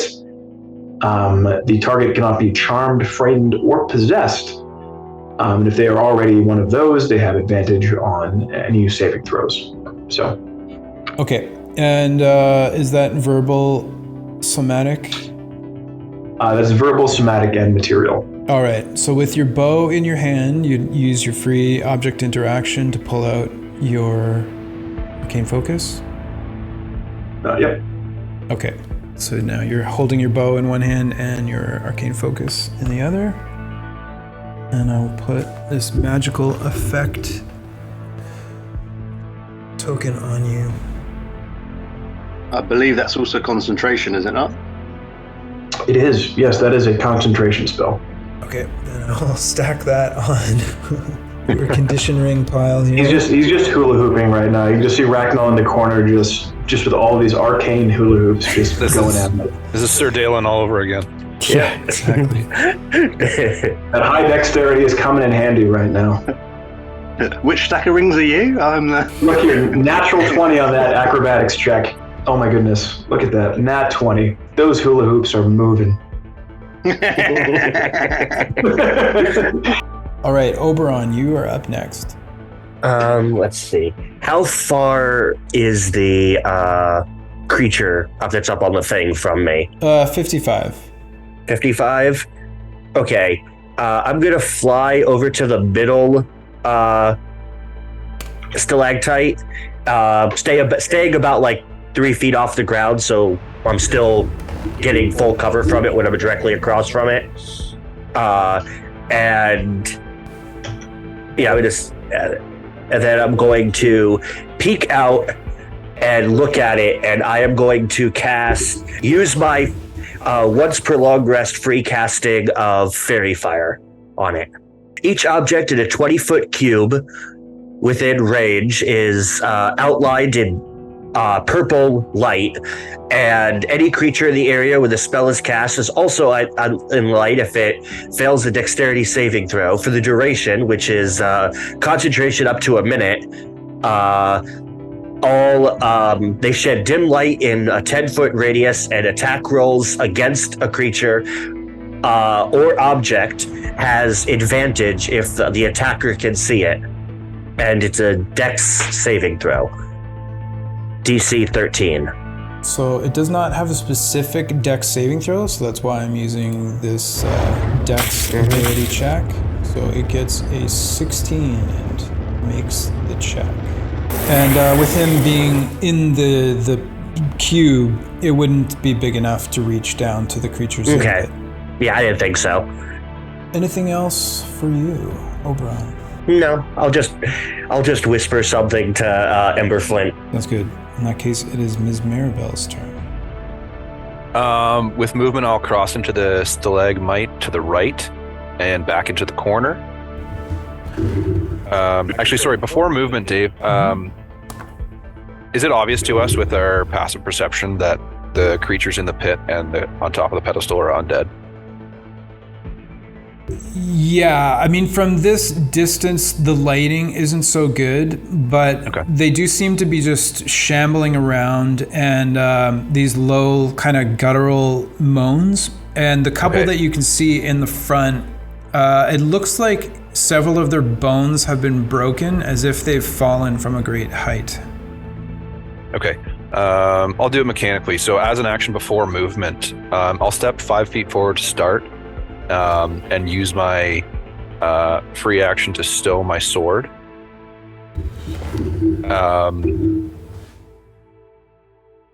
And will use my divine sense, detecting the presence of anything affected by the Hallow spell, and know the location of celestial fiends and undead within 60 feet that is not behind total cover. Okay. So you can definitely tell that down in this pit, even though some of them are behind total cover, the ones that you can see from your like angle of sight, those are definitely undead, as is the creature standing on the platform. I will follow through with the rest of my movement into the back right corner behind Reknel, opting to be in a position, if I can get behind any cover by the stalagmite or Reknel themselves. Okay, so you're actually in the square right beside Reknel. Yep. I just can't fit you there, but everyone will keep in mind that that's where you are. And with my bonus action, having a free hand for the somatic components and a holy symbol on the back of my shield, I will cast Shield of Faith on myself. Raising your AC by 2. That is concentration. Yes, I am concentrating on it. Once I'm in position next to Reknel, I will, under my breath, subtly as I can be, just say, the bounty hunter. That's what I was trying to get out at the end of our meeting. Yeah, Reknel just kind of turns and nods. Nope. Okay, sure. Just keep in mind you can't talk back, but you're good to make a little head nod. That's fine. I've actually made people use their reaction to, like, you can use your reaction to talk back though if you want, but then your reaction's gone. So he just nods kind of as he does a whole conversation in sign language.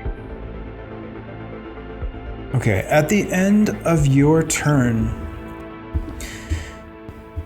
Arklam kind of points his staff at all of you and just does like a slow sweeping motion as he decides who his legendary action is going to be spent on. Number 5, which is Reknel. So you see, using a legendary action, the creature begins to make the somatic gestures of some sort of arcane spell. So it's half cover if... so you have +2 to your AC for this. As it casts Ray of Frost. If it is one of the creatures I listed before, it is a disadvantage. Okay. It is definitely undead. It rolled a natural With a nat 1, I guess. So it can't get any worse than that. So that automatically misses. It is then the creature's turn. As it once again begins casting and looks around at all of you, it's time for you to demonstrate to me your capabilities. Who will aid me here? As it looks at number 1, Kama. I'll take it. Okay. In that case, as Arklam casts Dominate Monster, I need you to make a Wisdom saving throw, please. DC 20. 7. You suddenly feel your attitude shift, and Arklam appears to be a very competent and powerful and perhaps helpful patron to you, as the rest of these contestants who clearly are setting out to kill you no longer seem like valid allies.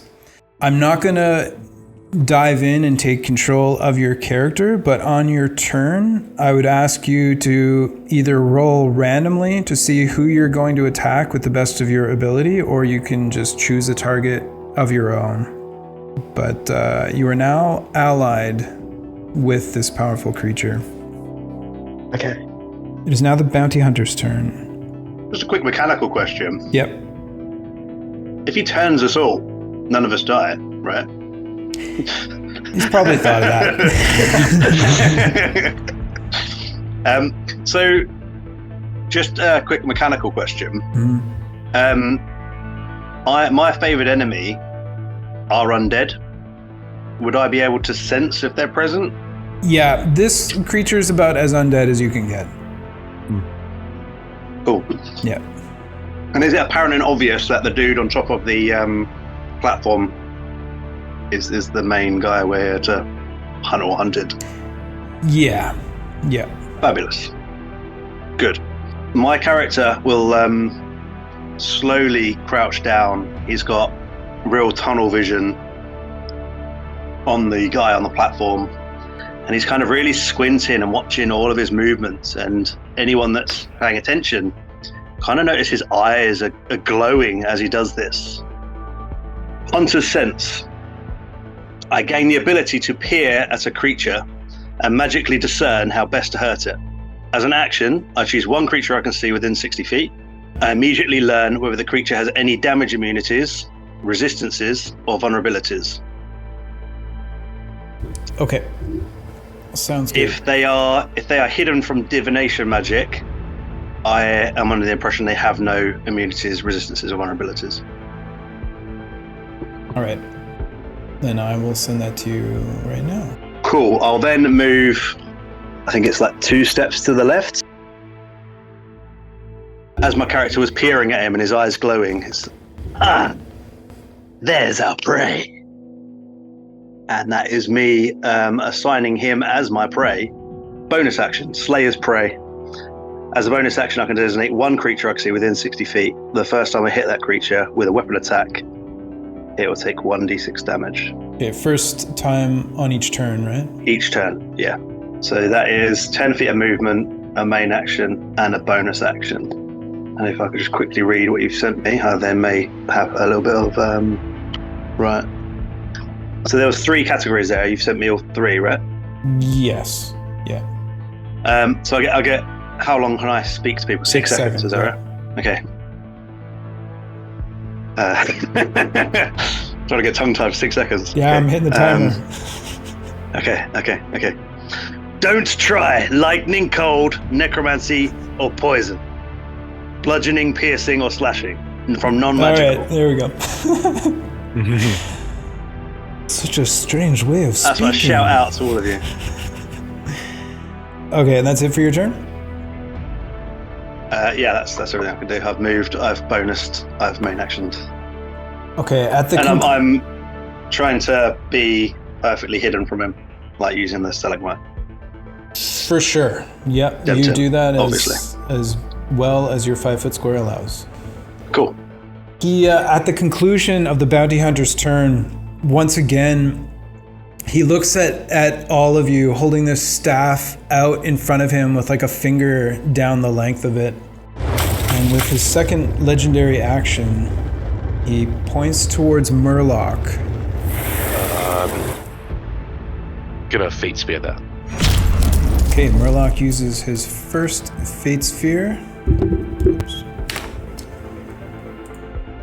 We'll see who he targets. Oberon. Oh, come on.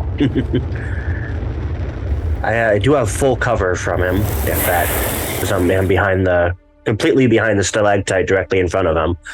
But I will take it. Okay. Oberon takes it. And looking directly where you are, you do have total cover. He cannot target you with his legendary action, and so it is nixed. So we'll move on, and it is Murloc's turn. I'm going to, bonus action, drink a potion of speed. Okay, bonus action, potion of speed. I'm going to move north of what I'm facing. Mm-hmm. I'm going to try and get to the edge of the pillar that he's standing on. Okay, so you want to come the up flat to like side. here? Right in next to the pillar, I suppose.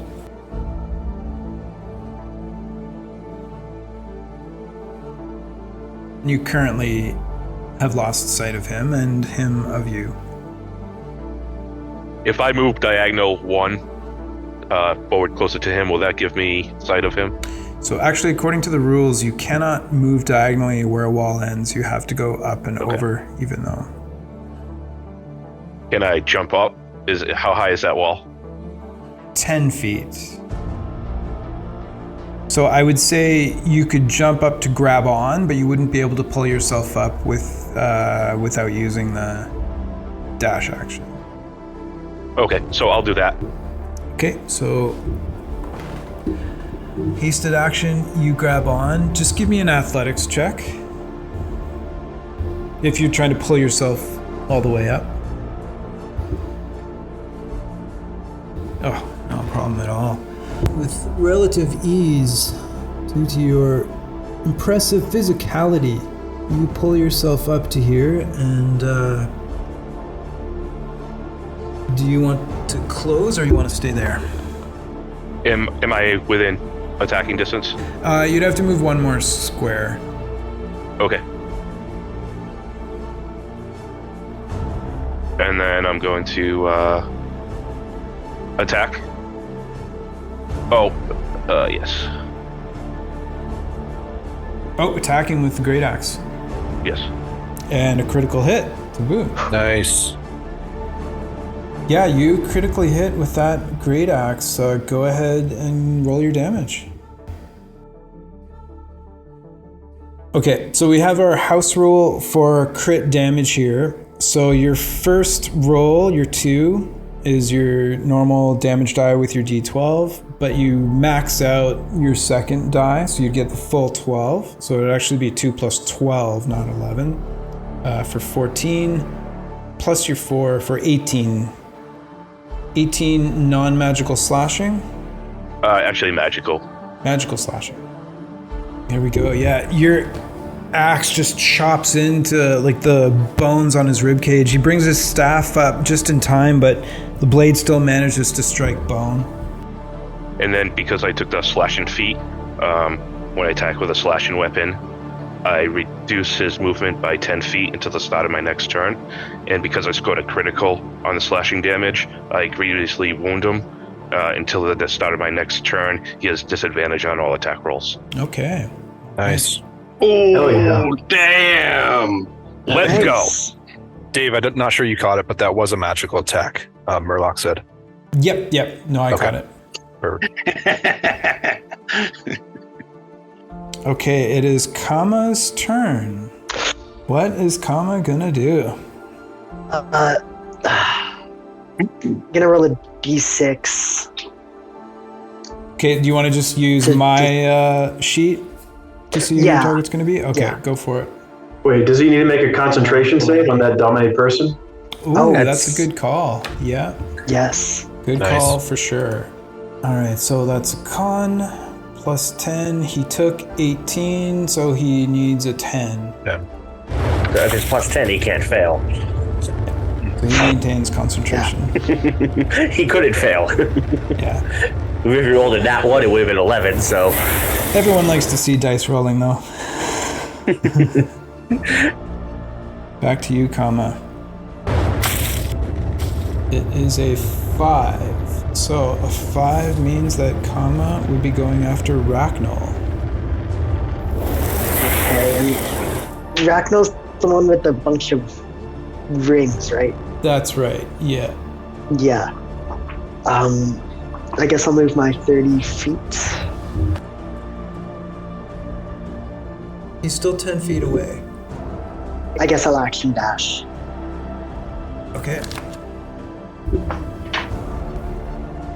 No ranged attacks?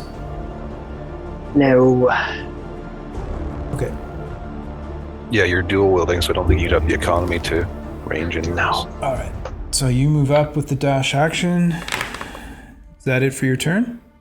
I mean, I'd try to do the most amount of damage, right? Like, use everything I could to deal damage? Yeah. Okay. I'll cast Giant's Might on myself.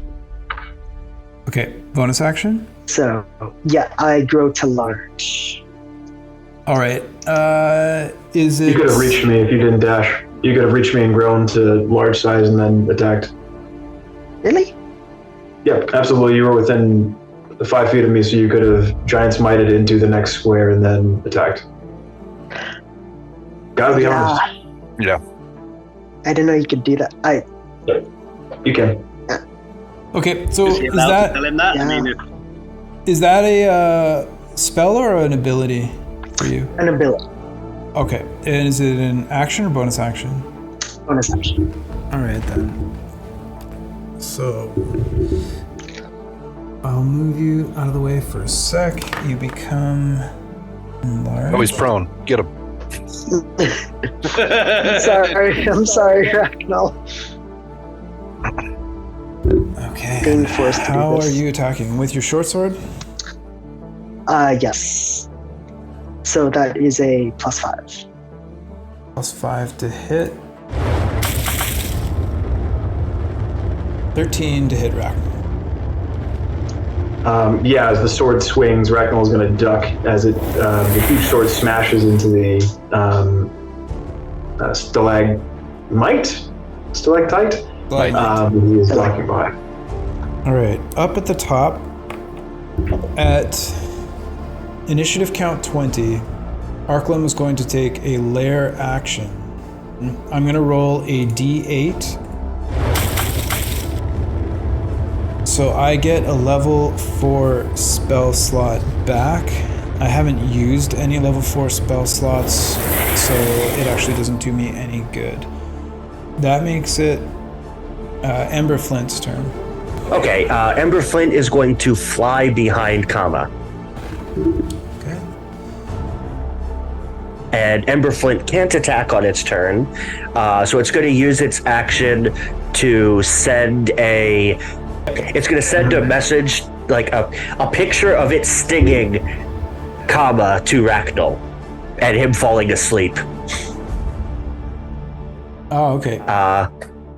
But he can't do anything. He can't actually do it on his turn, so he's not allowed to attack on his turn. He has to attack on my turn as a reaction, so... Oh, okay. Ragnall, it's your turn then. Yeah, I think unfortunately, just because before he heard not even, don't use non-magical damage as he holds his bow. And as he kind of ducks underneath the blade, he's going to turn his bow and arrow toward the giant drow swinging the double scimitars at him and fire off his longbow at disadvantage. he just looks over at Kama. You know that we do have another creature that would try to kill it, right? So disadvantage, that would be a 4 plus modifiers. I assume that misses, Kama. Anything else for Ragnall? That is the end of Ragnall's turn. Oberon. Oberon is going to sacrifice one of his attacks to let Emberflint attack. So instead of using his action, he's going to let Emberflint take his reaction to attack. So Emberflint is going to try to sting Kama. Okay, so that attack would be at advantage, so I will roll twice, d20. Yep. What are the modifiers? +4. So 17. Yeah, that hits. Okay, so you need to... Can you roll me a d4? D4. And you take d4 plus 2 damage, and you have to make a con saving throw. 4? So you take 6 damage. Sorry. No, I feel like I deserve it. And then make the con saving throw, and then okay, so 7 +4. Let's see. So you make it. It's DC 11. Oh, yeah. So you resist the sleep. You resist the poison, so you're not poisoned. Okay. But you still took damage. So you can make your other save, just the wisdom, to see if you can break out. Come on, big money. Come on. Natural 1. Oh. You have to use a dozen dice. Oh, no, sorry. Ms. Mirabelle, it's your turn.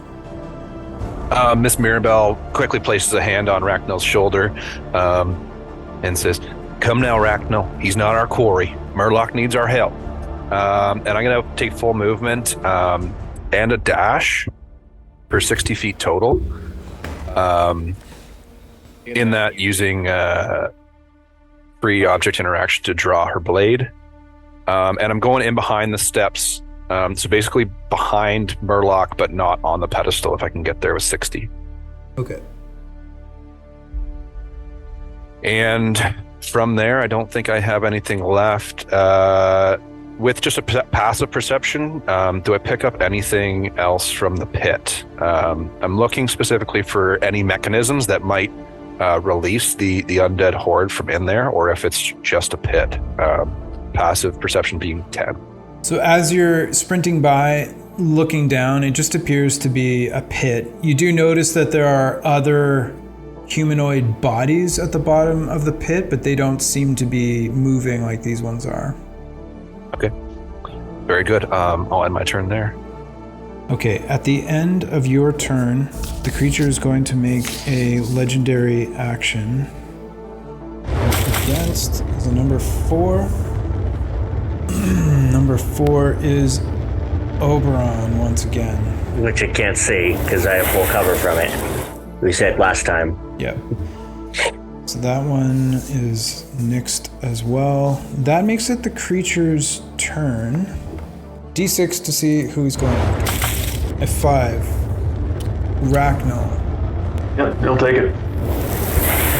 He's going to take it. It turns towards Ragnall and begins to cast. And as he completes his casting, he disappears and then reappears right here. As he casts Dimension Door using a 4th level spell slot. It's now the bounty hunter's turn. Can I just get confirmation? What's the difference between immune and resistant? Immune means it does nothing. Resistant means it does half. Did you say before he was immune to non-magical? No, he just said don't use it. I said don't. He said don't use it. Yeah. Then we don't know it doesn't do anything in character. That's right. But I am going to shout.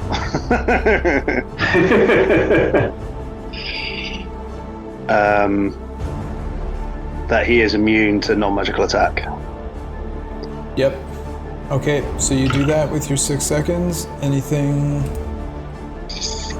else you'd like to do? You can touch yourself, right? Yeah. Yeah. I don't know if I would do it on camera. I just but like saying it out loud and getting permission. this isn't that kind of site. Could I do some kind of check to atone if the zombies in the pit would have similar resistances to what he has? Being my favourite enemy, I would have advantage on all survival checks or intelligence checks to recall information about the creatures. Okay, then give me an intelligence check at advantage, which I will do. Let me just find it.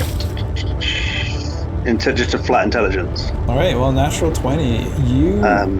oh, yeah! What a roll. You're not aware of any special properties like that for these zombies that are down in the pit. Okay, can I step forward 1? And do I have a good line of sight to anyone in the pit now? From there, it's 10 feet deep. That's 10 feet down, isn't it? Yeah. I will touch myself and grant myself protection from good and evil. Okay. Cool, then that will end my turn then, I guess. Okay, at the conclusion of your turn, the creature is looking to do a legendary action, and as he scans around, he looks back at Murloc. I'm gonna use a Fate Sphere. Use a Fate Sphere, second Fate Sphere. And this time it's going to Ms. Mirabelle. I'm going to also burn a Fate Sphere, Dave. This is now a 4. Oh, hang on, I gotta just burn this up. 4. Which would be Oberon. Do I still have cover from it, or? You have cover, but it's half cover. Okay, yeah, I'll go ahead and take it. Alright, he begins to cast Ray of Frost. So I think he's still at disadvantage, is he not? It's not Murloc's turn yet, right? You gave him disadvantage on his attacks with the Grievous Wound? Correct. So... Oh, did I say advantage? No, dis. So with disadvantage, it's still a dirty 20 to hit. Oh yeah. That definitely hits. 18. Okay. 18 cold damage to Oberon. Okay. That ends his first legendary action of round 2, and it's Murloc's turn. I'm gonna move. I have 60 feet still with the potion of speed, correct? Yep. So I'm just gonna try to get up, basically reverse the order that I came in on, and get up right behind him, I suppose. Okay, down the stairs? Well, I could jump down, right? You can certainly try. 10 feet. Okay. Okay. So I'm not jumping down the front. I'm jumping down towards. I guess, is that Miss Maribel underneath me? Yep. Yep. Yep. Okay. So I'll jump down and. All right. Sounds good. So just give me an athletics or acrobatics just to make sure you maintain your footing. +5. Oh, can you use my dice? 13. So you don't go. 13. You don't go prone, but you still do take 1d6 of falling damage for 10 feet. That's 5 bludgeoning damage, falling 5 feet. Anything 10 feet or above is 1d6 for each 10 feet of movement that's technically falling. There's no mechanic for jumping like that unless you have a special ability. All right, so that was your 5, 10, 15. I'm gonna bonus action rage. Bonus action rage. Then I'm gonna do reckless attack. Reckless attack. I'm gonna use my form of the beast tail. So whoever's looking at me will see a primordial tail uncurl from underneath his kilt, use the tail to attack or your axe? No, I'm going to use my axe. Okay. At advantage, that is an 11 plus your mods. 6. That does hit the creature. Yeah, go ahead and roll damage. Or let me know what It would be 1d12 plus 4. Max damage for 16 magical slashing. Nice. Down to Murloc. Okay, and your hasted action? The same. I'll attack again. The reckless attack. This time. That hits. Rolling damage again. 1d12. This time 9 plus 4? Plus 4, yeah. For 13 more. And that ends my attack. Okay. At the end of your turn, it's going to use its second legendary action, and it sets its sight on Oberon again. Fate Sphere. Oberon uses its first Fate Sphere. Number 3, Ms. Mirabelle. Just checking with my positioning and where he dimension door to. Yep. Do I have any cover from him right now? So right now, from his corner, he can see at least 2 of you. Or I would say you have light cover, half cover. Sorry, half cover. Which is a bonus to AC, is that correct? Plus 2, yeah. Yeah, I'll take it. Okay. Sounds good. Just double So checking. AC 22 right now with cover and Shield of Faith on. Roger that. 19. So it Okay, that'll miss. smashes off the wall. It does not hit. It is now Kama's turn. We'll make another D6 check to see who he's going after. This time it's number 2 for Murloc. Okay.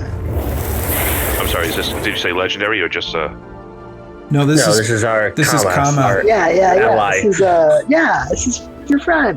Oh. Okay. I will use my movement to get over to him. All right. Provokes an attack of opportunity, possibly from Ragnall. I don't have any melee weapons I can hit him with. Okay. So Can I make an improvised weapon attack with the bow? you certainly Or unarmed can. strike with your fist. Yep. And I think it's It would be a disadvantage. It 100% would be a disadvantage. yeah. I'm still checking though about the disadvantage. Do you know for sure where that is? I don't think you will It's be. from the poison effect that is on my character. Oh, okay, that's different. Clarity. It's from the very clear poison effect on my many hula hoops Yeah, surrounding Ragnall. got you. That's right. Okay, so 6 plus It would be 7 plus a D4 won't matter. misses. So you move up. So go ahead and make your first attack, please, at advantage. A 19 on the die. I think a 24 would hit. 24 total for Murloc. That is 1d6 plus 3 with an extra d6. I'm actually going to use my tail reaction. I get to roll a D8 to add to my AC, Yeah, you do. to add to my armor class. Yeah. 6 added to your AC. So that makes it 24. So it Oh, it just still means does hit a 24, right? Yeah. Good try for sure, though. D6 plus 3, you said, for that damage? And then an extra d6. And an extra D6? Because of Giant's Might. Yeah. Okay. So 2 plus your extra D6 for Giant's Might. 5 plus Strength. Dexterity. So 3. 8. So 8, and then raging. So yeah, not too bad. 4. 8 yeah, non-magical that's good. piercing. 4. So reduce it to 4. Guess I'll attack again with my bonus action. This time it is a 9 plus 5, right? So 14. 14 does not hit. Good. End turn. All right. At the end of your turn, creature will try to use its last legendary action round. Ms. Mirabelle. I will take it again, Dave. If it's Ray of Frost, it's at disadvantage because somebody's within 5 feet of him. Yep, it will be. And he was hit anyway with flash. Oh no, that's only that was only for crits. Never mind. 14 at disadvantage misses. Does not hit. Yep. That ends round 2, everybody. Top of round 3, Lair action. You see our crackling cord of negative energy start to wind its way around the leg of the creature, and it's kind of flicking about. It's good for 30 feet. So it can only go against 1, 2, 3 of you. So 1, 2, 3, 4, 5, 6. 2. So Oberon. This crackling cord of negative energy that comes out of the creature, it lashes out towards you, Oberon, and twirls around your waist, and you now feel that you are connected to this creature in some way. Okay. That's it for now. It's now Emberflint's turn. Okay, Emberflint is going to fly back to me and land back on my shoulder. Could he, as his action, could he take a potion and feed it to me? Since it's an action to feed another person a potion? Yep. Okay. He feeds me a potion, I heal for 10. All right, so free object interaction to grab it off of your belt. Yep, and I heal for 10. Right. No need to roll for you. Yep. Get your 10 hit points back from your for the Eyes of Truth, I have the Undying Pact of the Chain invocation that I automatically heal for max every time I heal, no matter what it is that it's healing me. Nice. Very nice. At the end of your turn, he's going to use Emberflint's turn. His first legendary action of round 3. Ms. Mirabelle. Is there any indication as to what is about to happen? Or he's raising his staff up similar to before. Go. Well, just for clarity, that legendary action, Ray of Frost, missed Miss Mirabelle. Very well. Okay, so it's Ragnall's turn. Then he's going to move up within 30 feet of the creature. Yep, he'll get right there, and then he is going to try to use Shock and Grasp. I don't think you're in the flanking position though, because you have to be directly across from Murloc. So yeah, there's no flanking. Then in that case, he's going to use the help action. Okay. Next person that attacks will be at advantage. At the end of your turn, he's going to attempt to use a legendary action. This time it's against number 5, which is Ragnall. Okay. So you see the creature turn its head and gaze directly at you as you approach from behind, trying to harry him. I need you to make a wisdom saving throw, please. Okay, my wisdom save is a +0, so please roll for me, but add a 1d4. Here's the d20, an 18. Don't even need Plus to roll 1d4 because that is the d6. So 22. You meet his frightening gaze and are not frightened. I can't be frightened anyway because of protection from evil and good. So Okay, well, you're also immune to it for the next 24 hours. Cool, I'm double immune. And that makes it Oberon's turn.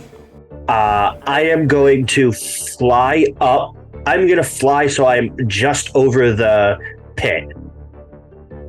About 15 feet in the air. Okay.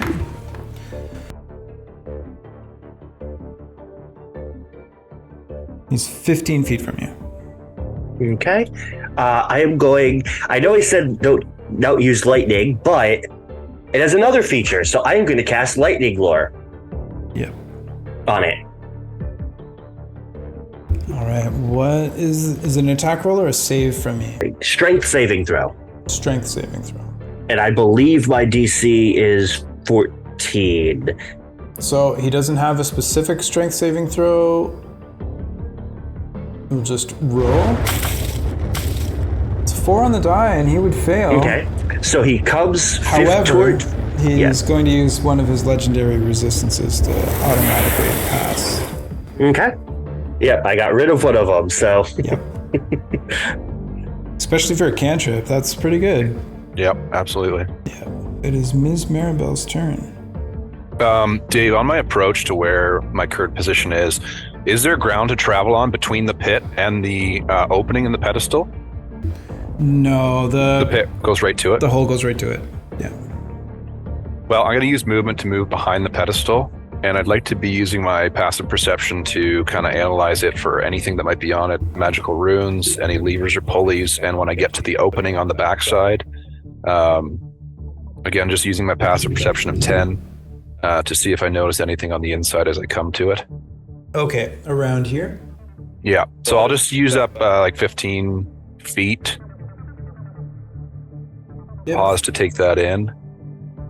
15. With your passive perception, you don't notice anything obvious, like runes or levers or anything like that? No chests or anything in there that I can see? No. Actually, I'll go back. That's the shorter distance, back to where I was with that 15. Then I'll action dash for 30. I will just call out to the others. Y'all, we need Karma back on our side. Somebody snap him out of this quick. And end my turn there. Okay, it is now the creature's turn. In round 3, it begins casting, and his eyes begin glowing as you sense that there is a bit more arcane power behind this spell than anything you've seen so far. 3, Miss Maribel. Yep, with that description, Fate Sphere, Dave. 2 for you. Number 1, comma. Nope. Comma is on my side, so I'm gonna roll that. But actually, I've done that before, so to be consistent, comma, I'm gonna have to say it's still gonna target you. Okay, well, I'm gonna use a fate sphere now. Okay. Would he not snap out of the trance if he got attacked by the person who cast it? Mm-hmm. No, not unless he passes. Yeah, unless I pass the DC 20. Okay, Which so that with was the +1, I don't think. No, I think that one. If the person who attacks you, it attacks you, you instantly get out of it. I think, if I'm remembering it right. I mean, this creature might have a special ability that's not true, but. And also, if it kills Comet, it'll snap him out of the chart pretty quick. It would. Yeah, so he I used used the his fate second sphere. fate Yeah, sphere. good call. So Good call, Kama. the reroll on the targeting is going to Oberon. That was number 4. Fate Sphere. Okay, so that is your second fate sphere. Number 5 for Ragnall. Fate sphere. Your second.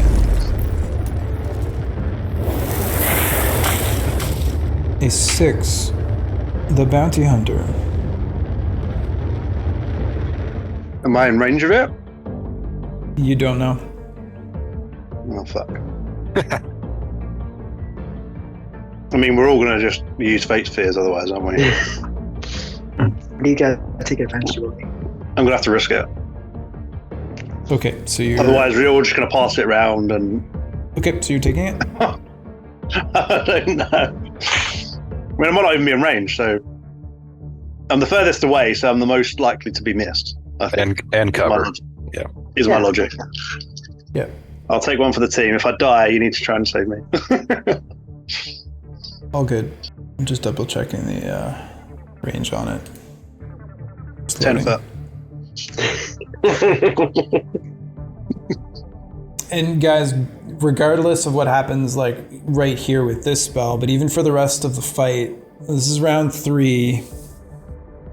We're Things are starting to get ramping into up. the later rounds. I'm Yeah. starting to use some more powerful spells. You guys are fighting as if, in case you don't know yet, a Lich. So Yes. it's not going to get good from here on in.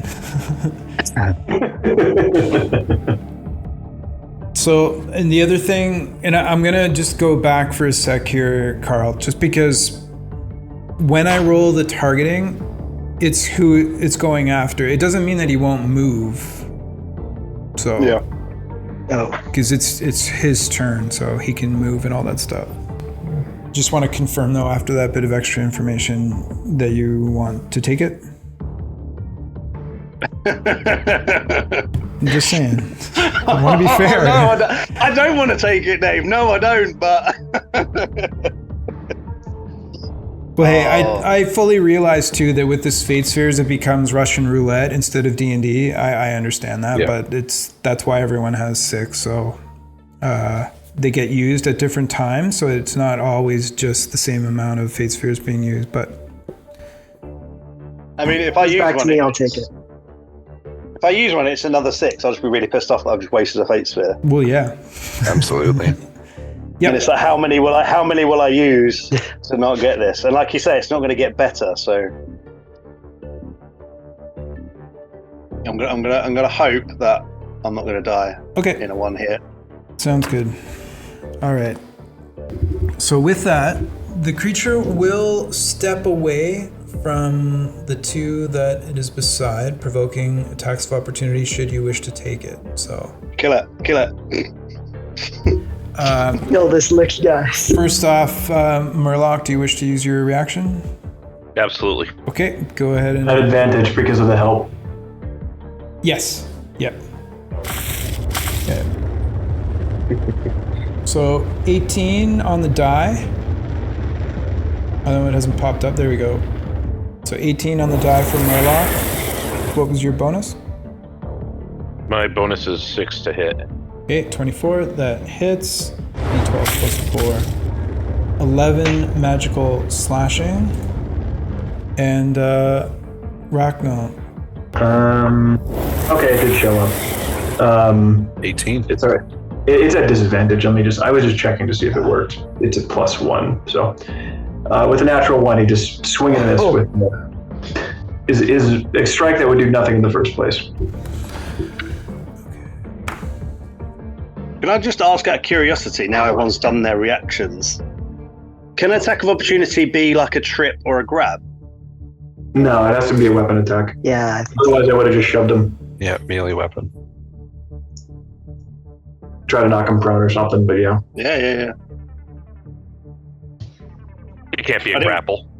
I didn't want to ask before you did it because I wasn't trying to influence, but I was curious about the answer. no, that's a good question. So from you, Bounty Hunter, I need a dexterity saving throw. Oh, it's the one thing I'm good at. As you see a thin green ray shoot out of his staff towards you. 17.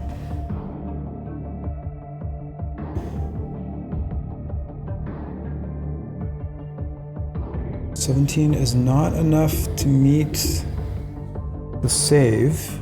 Was there anything that happens with the gray tendril that's around Oberon No. that was missed? Okay. Not yet. Although Murloc hit. Sorry, Murloc hit. I need a Constitution saving throw from Oberon? Okay, and this is a magical effect? It is. Okay, then I have advantage on that. Okay. He's not concentrating on the charm on Kama, is he? he would be. Then he can't concentrate on Oberon as well. Right? It's not a concentration Okay. thing. It's actually a lair action. Okay. But the Lich was still hit. So would Yeah, but he has a +10 to his con save, so unless we do more he than could roll 22 a lot. points of damage. I mean, Yeah. 1's an 11. So you made the save. So nothing happens. So glad I brought Oberon back to me. Or not Oberon, Emberflight. Yes. So that dex save 17 isn't enough. So you're good? Or do you want to use another Fate Sphere to try to reroll that save? I'm not allowed to know what I was trying to make, am I? Higher than a 17. Damn. Let's just see what happens. I mean, I could second guess the whole game and use Fate Spheres every nook and cranny. Yes. Okay. So as this beam hits you... Fate Sphere to have him reroll that. Okay. Ragnall uses Fate Sphere number 3. Just straight roll or advantage, disadvantage? What are you doing? First one would be... Oh, right. It's just one for a reroll. You took the bullet for us, man. I gotta try to help you out. Okay, go ahead and... so wait, hold on. You're using the Fate Sphere. You want to make him reroll? Yeah, he failed to save. I'm trying to have him reroll it. All right. Then, Bounty Hunter, we need another dex saving throw, please. That's what I was afraid of. Oof. You tried. Oh. So can you only use a Fate Sphere to make a reroll? You can't make a reroll at advantage. You can use one to make it at advantage, and then you could use another one to re-roll it at advantage. Right, okay, yeah, I can understand. That's fine. Sorry, Dave, for clarity, if there was a Fate Sphere used now, would it be one more roll or two because it's at advantage? Advantage, so you'd get to roll 2 dice. Yeah, let's drop that. Let's drop that Fate Sphere. Okay. Go ahead. Oh god. Okay. No. No. Hate to see it. That's your first. Wow. Yeah. Okay, any more Fate Spheres being used, gentlemen?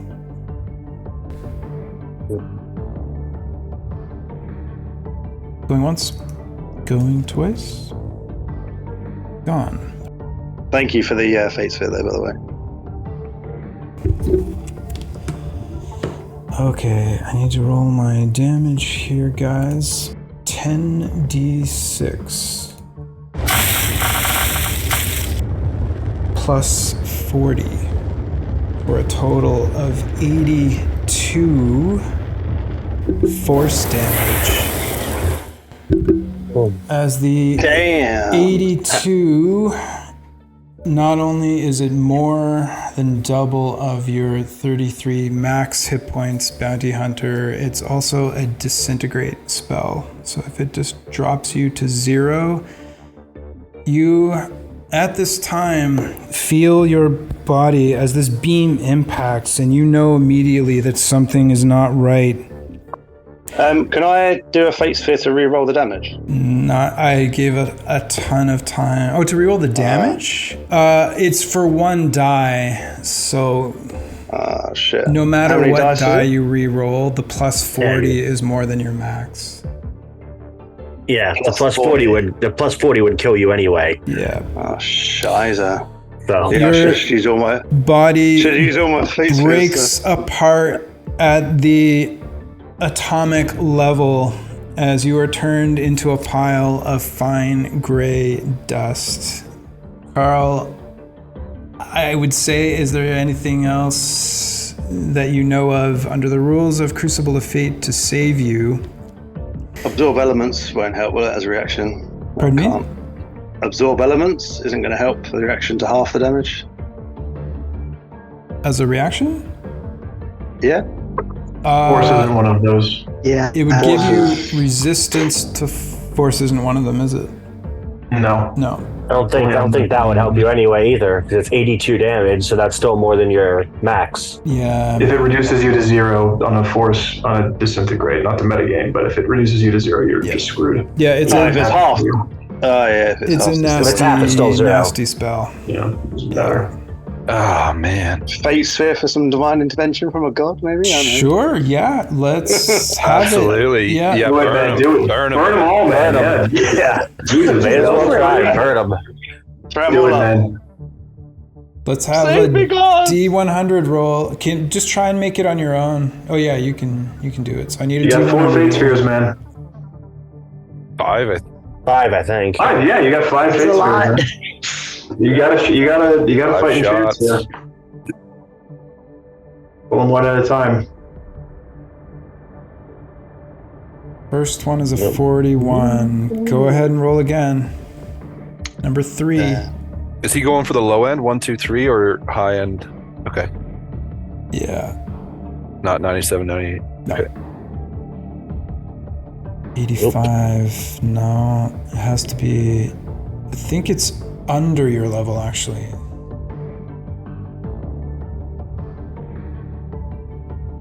Fifth 1 or 2. 1 or 2.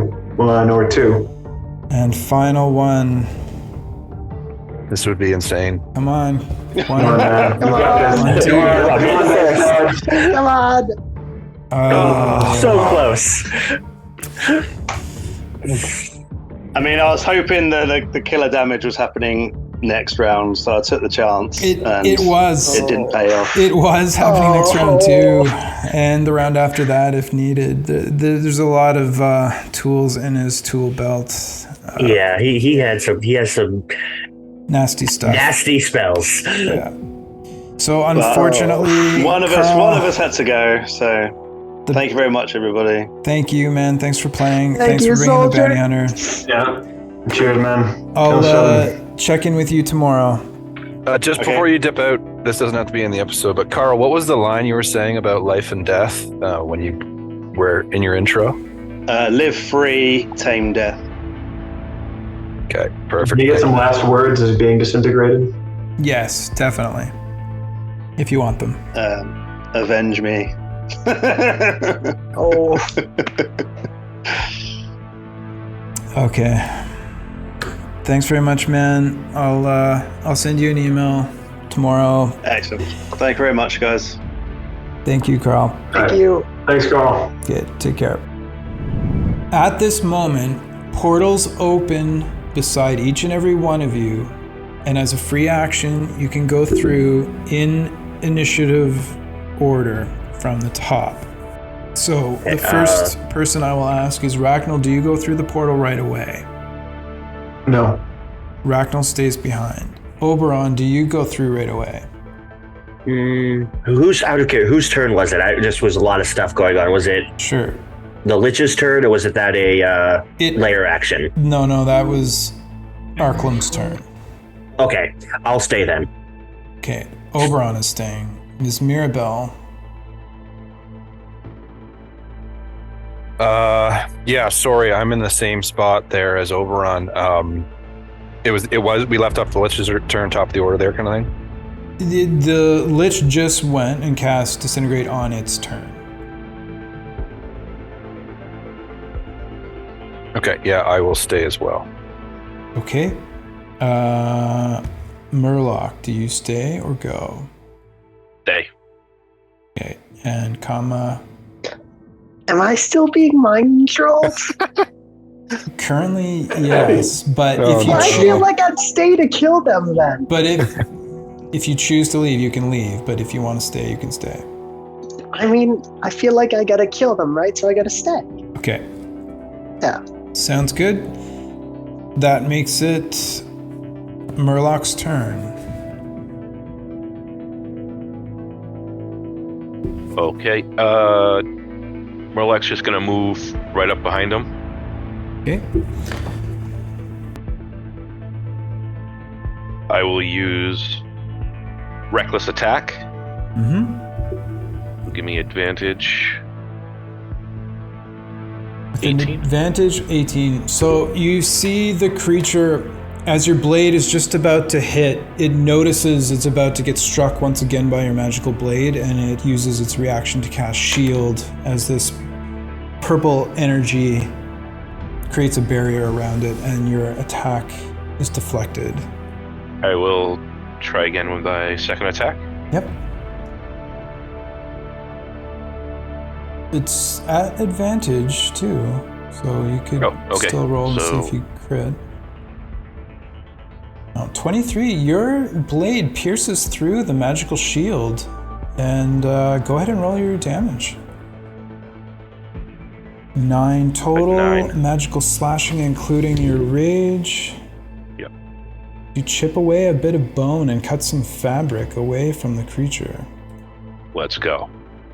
So I'm gonna just use a potion of healing. 8 hit points back from Murloc. Yep.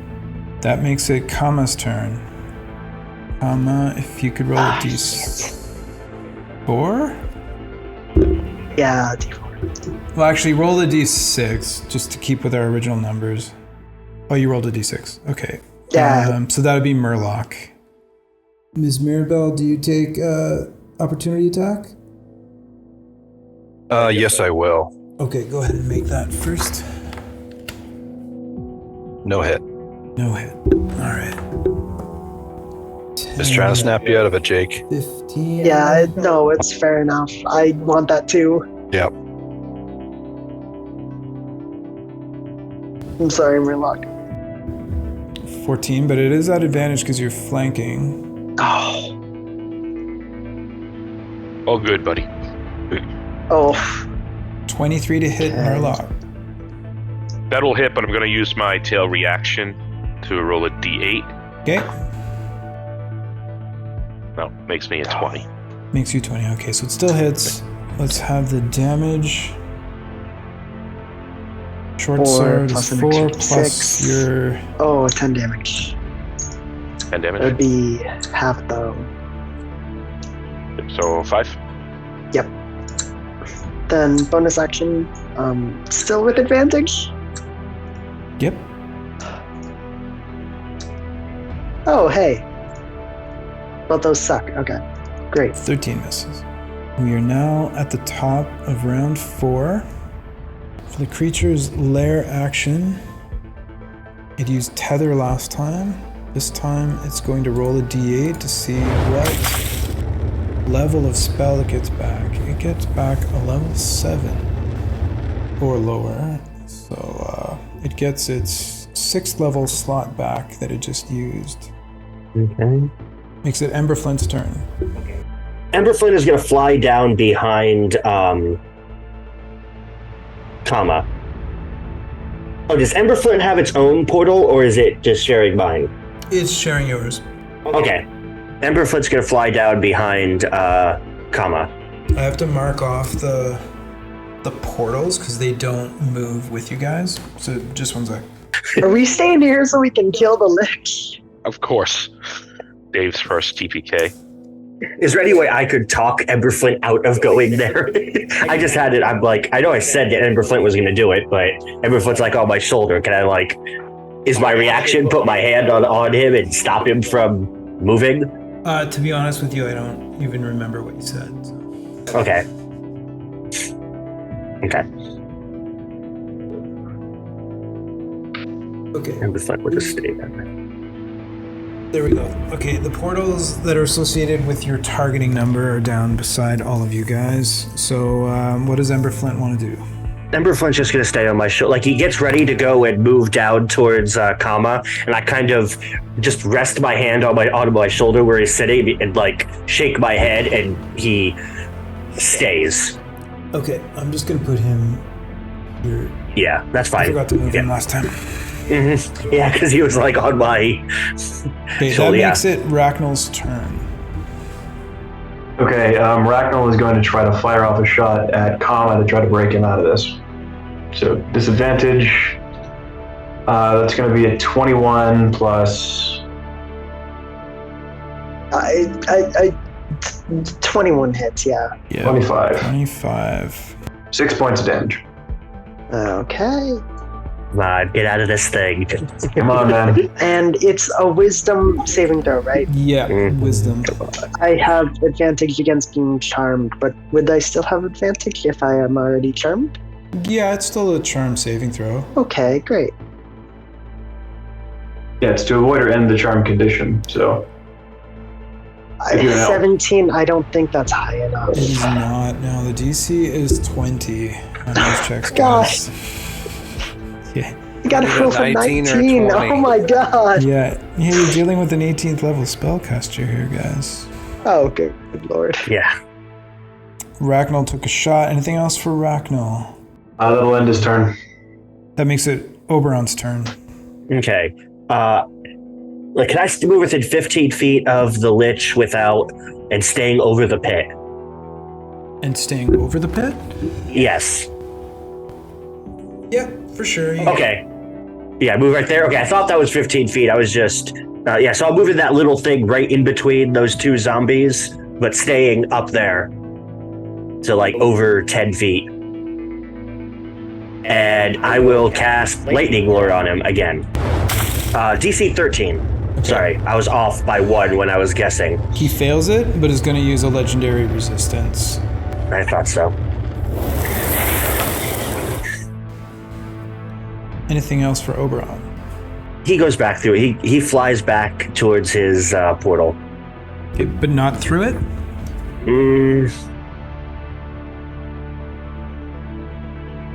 He flies through his portal. Okay. He doesn't think we have a chance to kill this thing, right? So, without us, another one of us dying, and he does not want to be the one that dies. And with that, Oberon disappears through the portal to the safety of the Fate's Hand Tavern. It is now Ms. Mirabelle's turn. What's the economy cost for going through the portal now? Just movement. Okay. Miss Mirabelle will shout out, or actually just quietly say to herself, "Live free, tame death, Mr. Hunter." Those are words to live by, y'all, not die by. Ragnall, we should leave. And you, you're so keen on killing us, come get me. If I can use an action to attempt to persuade, to chase me, or taunt them so that they're seeking to attack me instead of rolling next turn, and I'm going to move through the portal in hopes that will know that the only way to get to me if they want to attack me is going through the portal too and meet me on the other side. Okay. Let's see what you mean. Give me a persuasion check at disadvantage. Okay. Should I roll anything to contest it, or? Yeah. Insight? That's a 10 with disadvantage. Okay, but it's a 17 straight, right? It's just a 10 at disadvantage? Or no, wait, it's plus 5, so it'd be 22 without the disadvantage. Sorry. I'm just checking one of my house rules here. So, you have your choice of your insight skill check or your wisdom or charisma saving throw to contest it.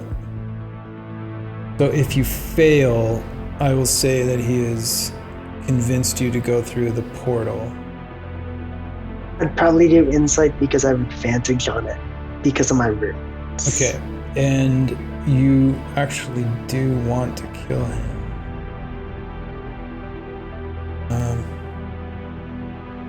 Okay, just give me your roll. Yeah.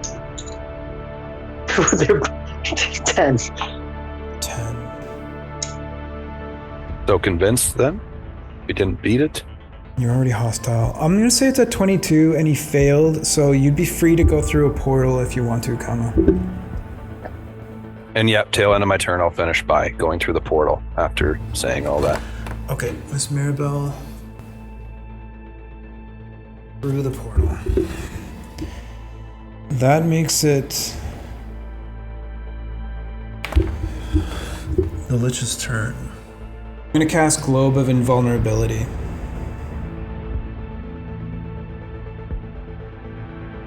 A 10-foot radius barrier appears around this creature. It's now Murloc's turn. You're free. First, I'm going to do bonus action Potion of Heroism. Okay. Drink a Potion of Heroism. And then I will do Reckless Attack. So, So, I would just roll a 1d4 with that extra. Yeah, that hits. All right, so I don't have to roll it, or? No, it hits already. Okay. Well, do you want to roll again to see if you crit? Yeah, you have the reckless for advantage anyways, so. Okay, no crit. So you hit for 17 magical slashing? Right. I'm going to use my shield. So you'll have to roll your d4 for your bless Okay. to see if you hit. You got this. 2, that makes it a total of a 22 on that attack, right? Yeah. Okay, so that does hit. So 17 magical damage. And I'll just repeat with my second attack. 23 does not hit. I get the 1d. Oh, 22 4, does right? hit. Yeah. 23 does hit, I mean. Okay, yeah, go And then ahead you and roll again damage to see if you crit. Okay, so no crit. Still hit. 5 damage that time. I'm sorry. So 7. I didn't roll for my rage. Gotcha. Okay. And then Murloc is going to move 50 feet back behind the stairs for the pillar. Okay, so as you go to leave, he's going to take... Oh, yeah. Shit. No, he already used his reaction. All right, so you want to move where? 50 feet back towards the stairs of the pillar.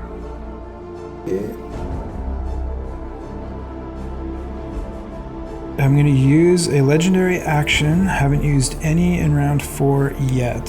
So I'm going to use all 3 to do what's called Disrupt Life. Each non-undead creature within 20 feet of me, which would be Kama and Racknell. I need DC 18 Constitution saving throws, please. Oh, 23. 23 works. Yeah.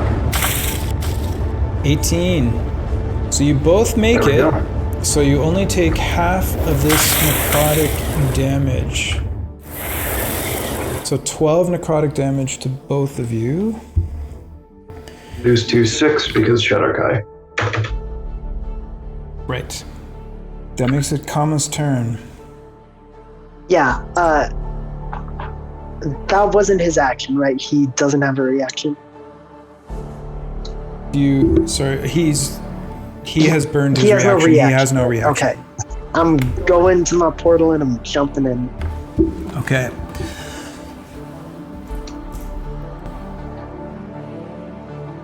Kama is out, leaving the 2 of you. It is now the top with the Lair action. The tether is going to go onto Racknell. He's the only one in range.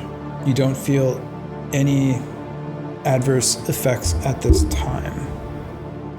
That makes it your turn, Racknell.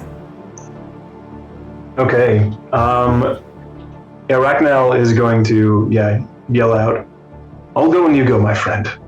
And Racknell is going to take the dodge action and try. He's going to move behind one of these pillars. Would it be? Yeah, move behind one of these pillars that's right near him, and take the dodge action. Okay.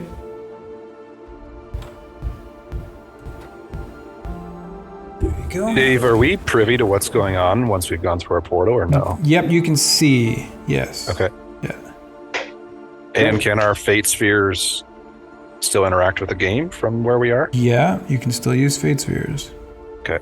Okay, round 5 is now the creature's turn. Angered that its potential prize was turned to ash, it begins to scan the room. There's only 2 of you left. So 1, 2, 3, 4, 5, 6. 3. It turns its sights towards where Murloc disappeared around the corner.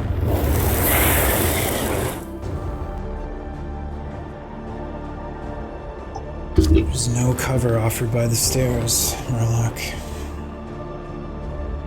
All 4 of my outside corners can hit all 4 of your corners. Like here. Constitution saving throw, please.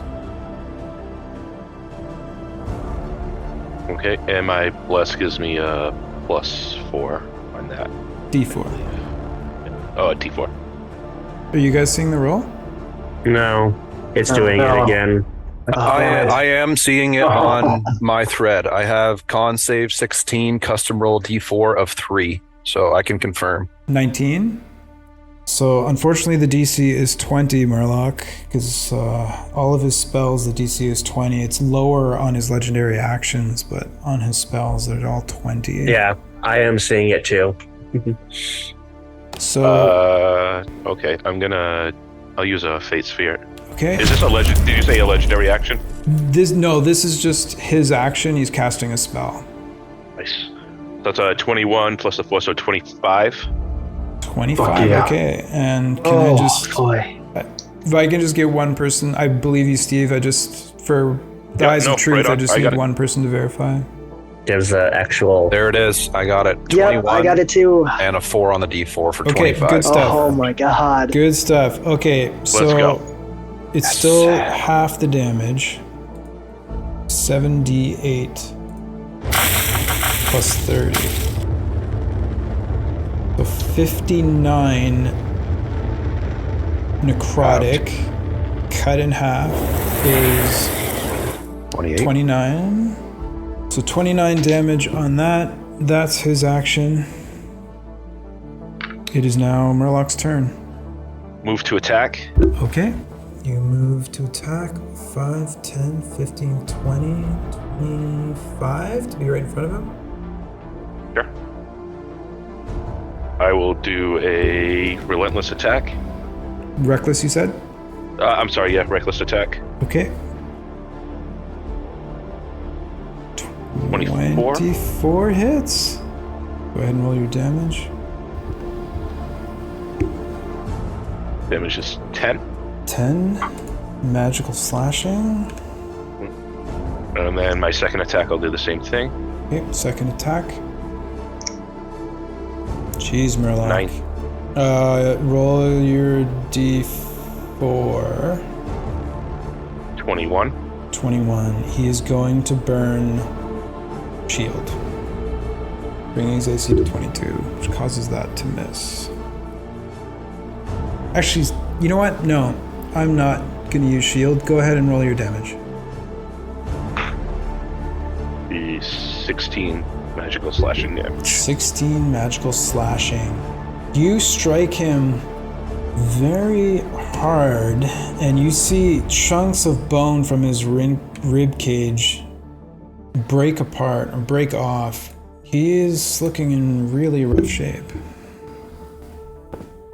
Don't give up now, man. We got this. I did not expect to hear those words today. Holy shit. Oh my god.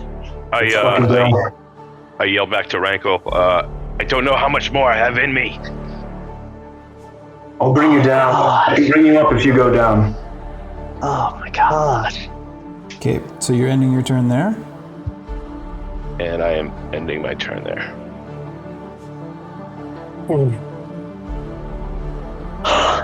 Fuck. Okay, at the end of your turn, I'm going to use all 3 of the legendary actions for round 5 to disrupt life. I need a DC 18 Constitution saving throw, please. I'm gonna Fate Spear that. Okay. You're using number 4. Not enough.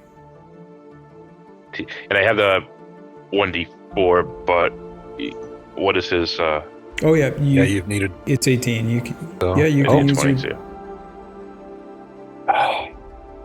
I'll use the Fates for on Murloc. Okay. Hell yeah. Go ahead and re-roll. Oh, That was the the, 3rd from Kama. For the bonus, Karma. Yeah, is that for the D4 or the? That's for the whole thing. Oh wait. There's a higher chance if the D4 rolls that it will succeed. True. Go reroll the D4. Oh no. Nope. I'll use another face sphere Okay, to reroll the D4. sounds good. Number 5. There we go. Nice. There we go. That is yeah. enough to succeed, so you take half of this damage.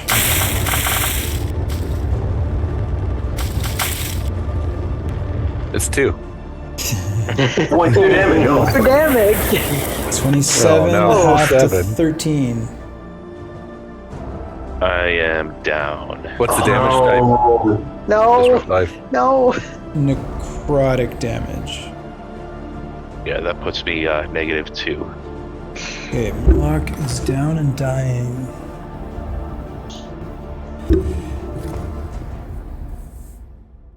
That ends the round.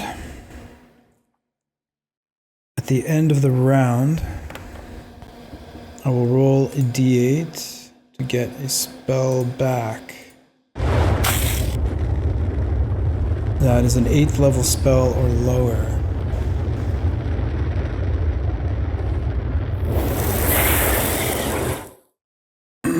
That makes it Ragnall's turn in round 6. Okay. Ragnall is going to move 30 feet closer, and then use his bonus action to Step of the Raven Queen to teleport, or sorry, Blessing of the Raven Queen to teleport, hopefully within 5 feet. Okay, do you want to use max movement or max teleport? Can I use my?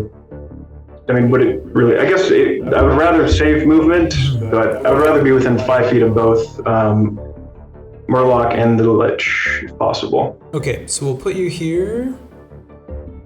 Can you rotate the board? I can't see what you're doing. Sure, I will, yeah. But if you want to be within 5 feet of both, this is the only place you can go, but I'll rotate it, just one sec. That's completely fine. And then,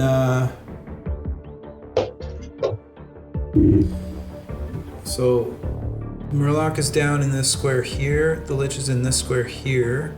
This one puts you in both, or you could go here. If you teleported 30, that means 5, 10, 15, 5, 30, you would have to move to here, so you've used 10 movement. Okay. He is going to drop his longbow and pick up Murloc's great axe. Okay, you drop your longbow, which is the black crystal. You pick up the axe. Yep. Okay, free object interaction. Yep. Then he is going to swing it at the Lich. Go for it. Are you proficient with great axe? He's a fighter. He absolutely is. Cool. Nice. Let's Is go. it +1 or is it sort of It is a magic? +1. +1 magical. We should have just been tossing that thing around all night. Just toss it every single turn to somebody else. Right. We really should have. That might have made this easier. I'm just going to add it temporarily to his sheet, just because D&D Beyond is weird. We might be able to kill a Lich. As a Okay, 5/6. I'm going to take myself out of that week because I did not do a point of damage to it. Neither did I. I did negative damage. Yeah, nor could I have if I had stayed, so. I think I did a little bit, but not much. It's definitely Murloc who's been doing all the damage. Absolutely. Okay. He's going to burn a fate sphere to make this not at disadvantage because of his poison. Okay, so that is your 4th. Yes. Okay. 9 does not hit. If I burn another fate sphere, will that just re-roll the same one? You could, If you burn another fate sphere, you could choose to re-roll or make it this one at advantage. Okay. Then he will make this next. Well, I guess re-roll it. They're the same things, effectively. The result is technically the same, but if you make it at advantage and then use your final one, it would be at advantage then. If you're just re-rolling, then it doesn't change. Okay. Then he will use that and then make his final one at advantage. Okay. So, second attack. Okay. Okay. Burn his last fate sphere and make this attack at advantage. Okay.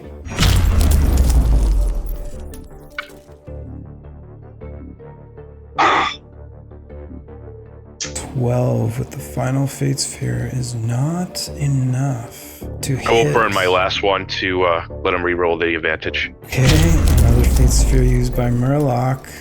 Go was my ahead last and one. re-roll at advantage. Damn. I'll use the fate sphere. Fuck it. Okay, 4th. Come on. We gotta get one. Plus 1d4. Yes. Oh, Yes. Go. Okay, an you got one hit. 18 is enough to hit. Oh my god. He used his reaction as a damage, so that still hits. It does hit. He used- Sorry, you said he used his reaction for what?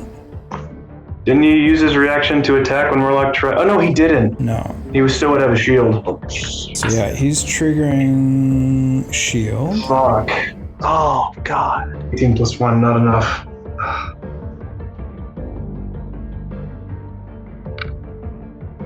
Any more fate spheres being used? All my fate spheres are gone. All of mine are too.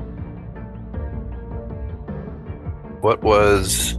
Then anything... I will burn a fate sphere to re-roll the advantage attack. Okay. Do we know? Okay, it's been rolled. It's all right. Ignore it. It's still technically Ragnall's turn. A lot of fate spheres have been used. Is anyone else using a fate sphere to allow him to re-roll again, or are we moving on? He'd have to get very high to hit the thing. Oh shit. Yeah, I'm good with where I'm at. Like I said, I might have misinterpreted something, so with the clarity, I'm good with where we are here. Yeah, Not using any more fate spheres to affect this. Moving on, then after Ragnall, it's a new round 6. So he's going to use his Lair action, all 3 in round 6. I need Constitution saving throws from both of you, please. DC 18, as this is a Lair action. 17 for me.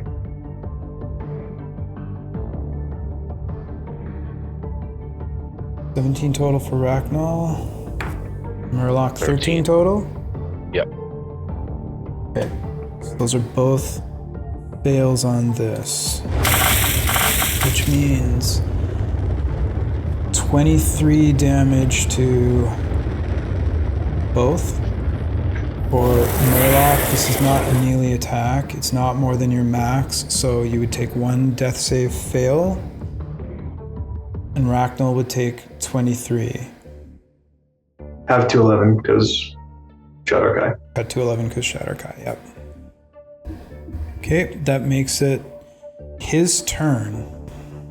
1, 2, it would be after Murloc. 3, 4, it'll be after Ragnall. So 1. So you would be the center of the target.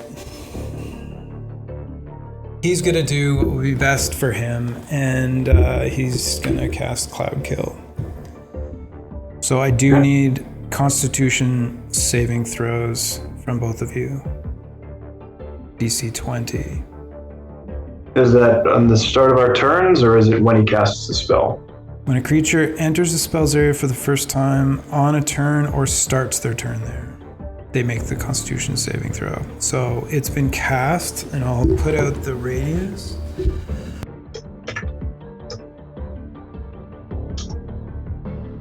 It's at the start of your turn. Yeah. That's what you mean, yeah. Okay.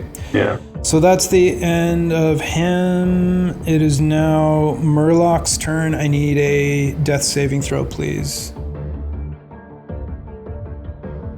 That is a fail. And I get the bonus, right? The D4. Does that count for death saving throws?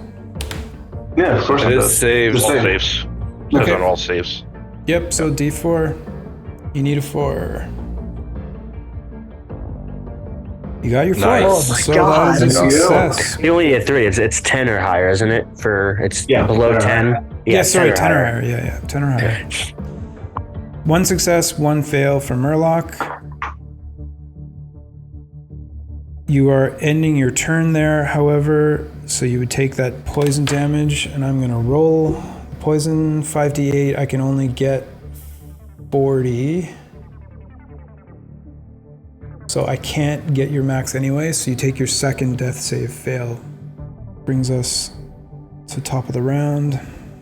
And round 6, I'm using a Lair action that I have not used yet. It's third one. So again, 1, 2, 3, 4. It's a 1. Okay, Murloc. Out of the shadows, you both see spirits come out of the darkness and the walls.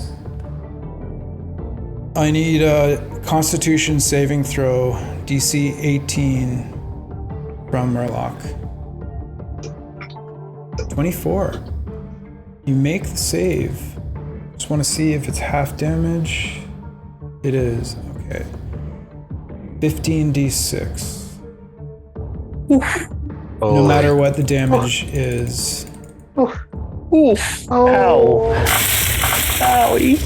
Wow. It is still a... Oh. Is there anything you know of within the rules of Crucible of Fate that can save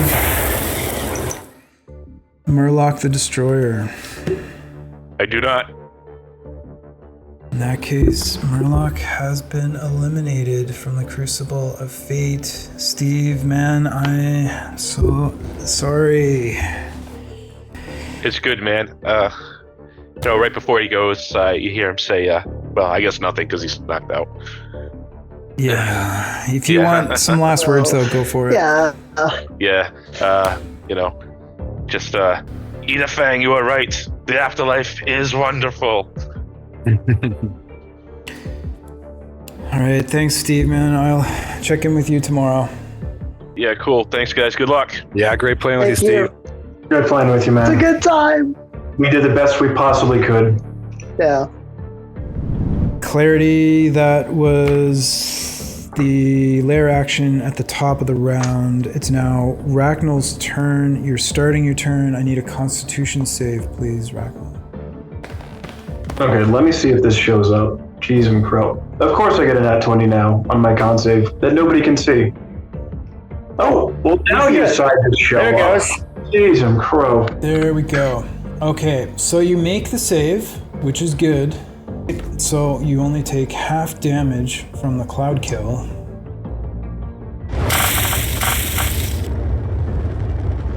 So 13 damage. Hey,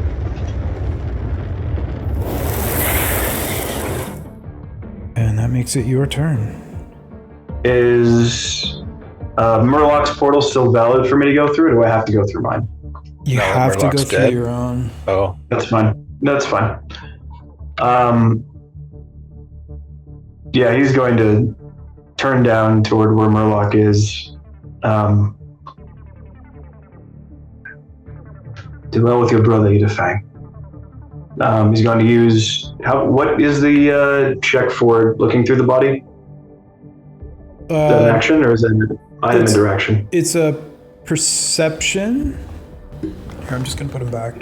Just wondering if it's an action. It is an action to loot a body.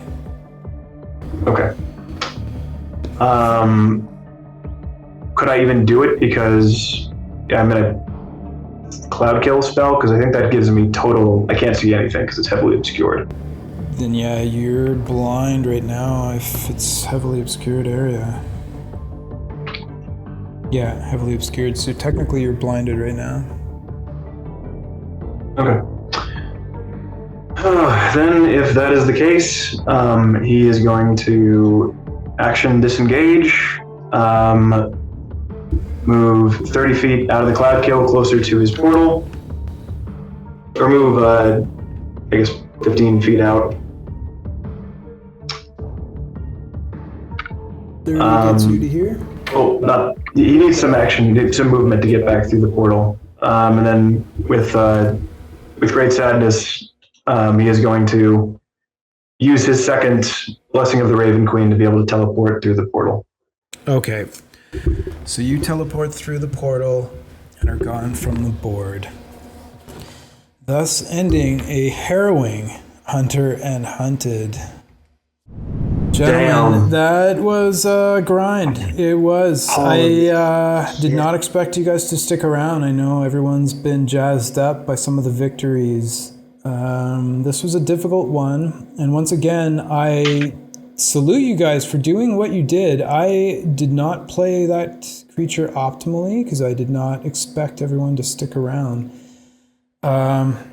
Excellent job on surviving. We lost 2 in Hunter and Hunted, which leaves us with split the party for next week.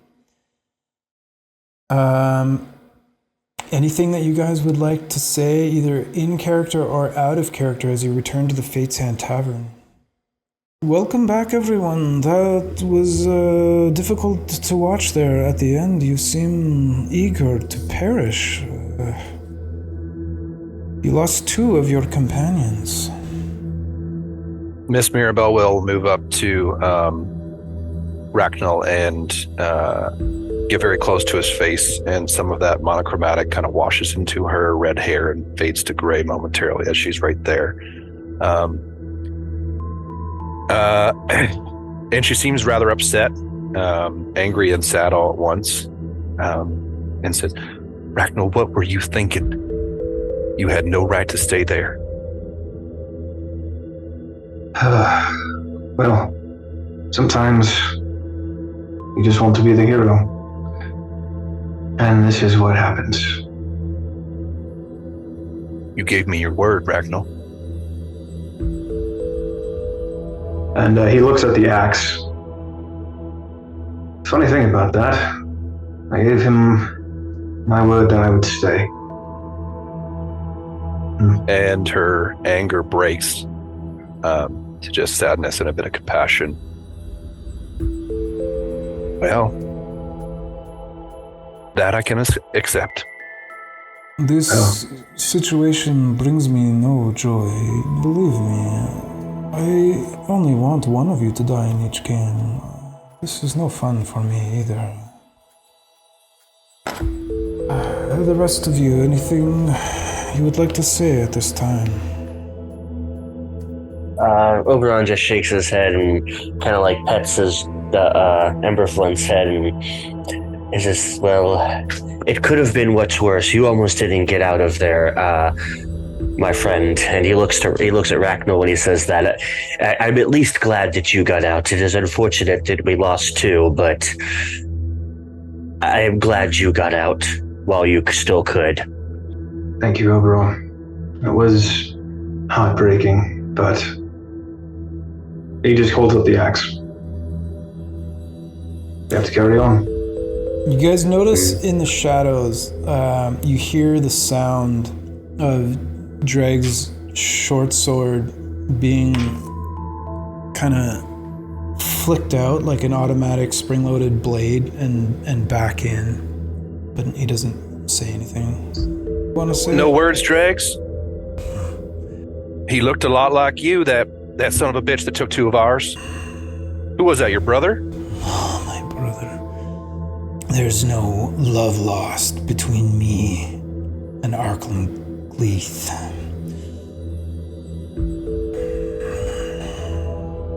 Do not choose to serve here or under him. Sometimes we're forced to do things we don't want to do. A why you didn't get out as soon as you could have. There's no need for Murloc to die. Yeah, Ragnell's just given him the hard eye. He wanted to. He wanted to fight. And should his luck have been a little bit better, he would have won. Makes me wonder what might have happened had he died. And at least maybe freed you for a few days, Dregs.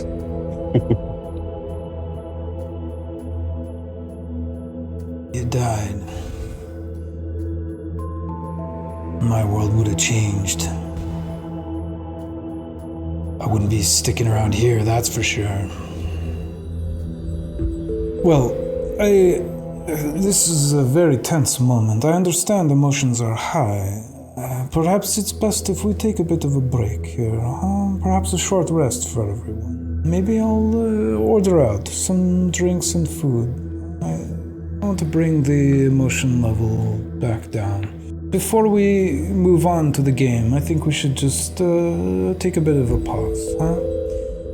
And we're gonna leave it at that until next time, folks. 2 down, 1 left to go. Split the party in part 2 of episode 17.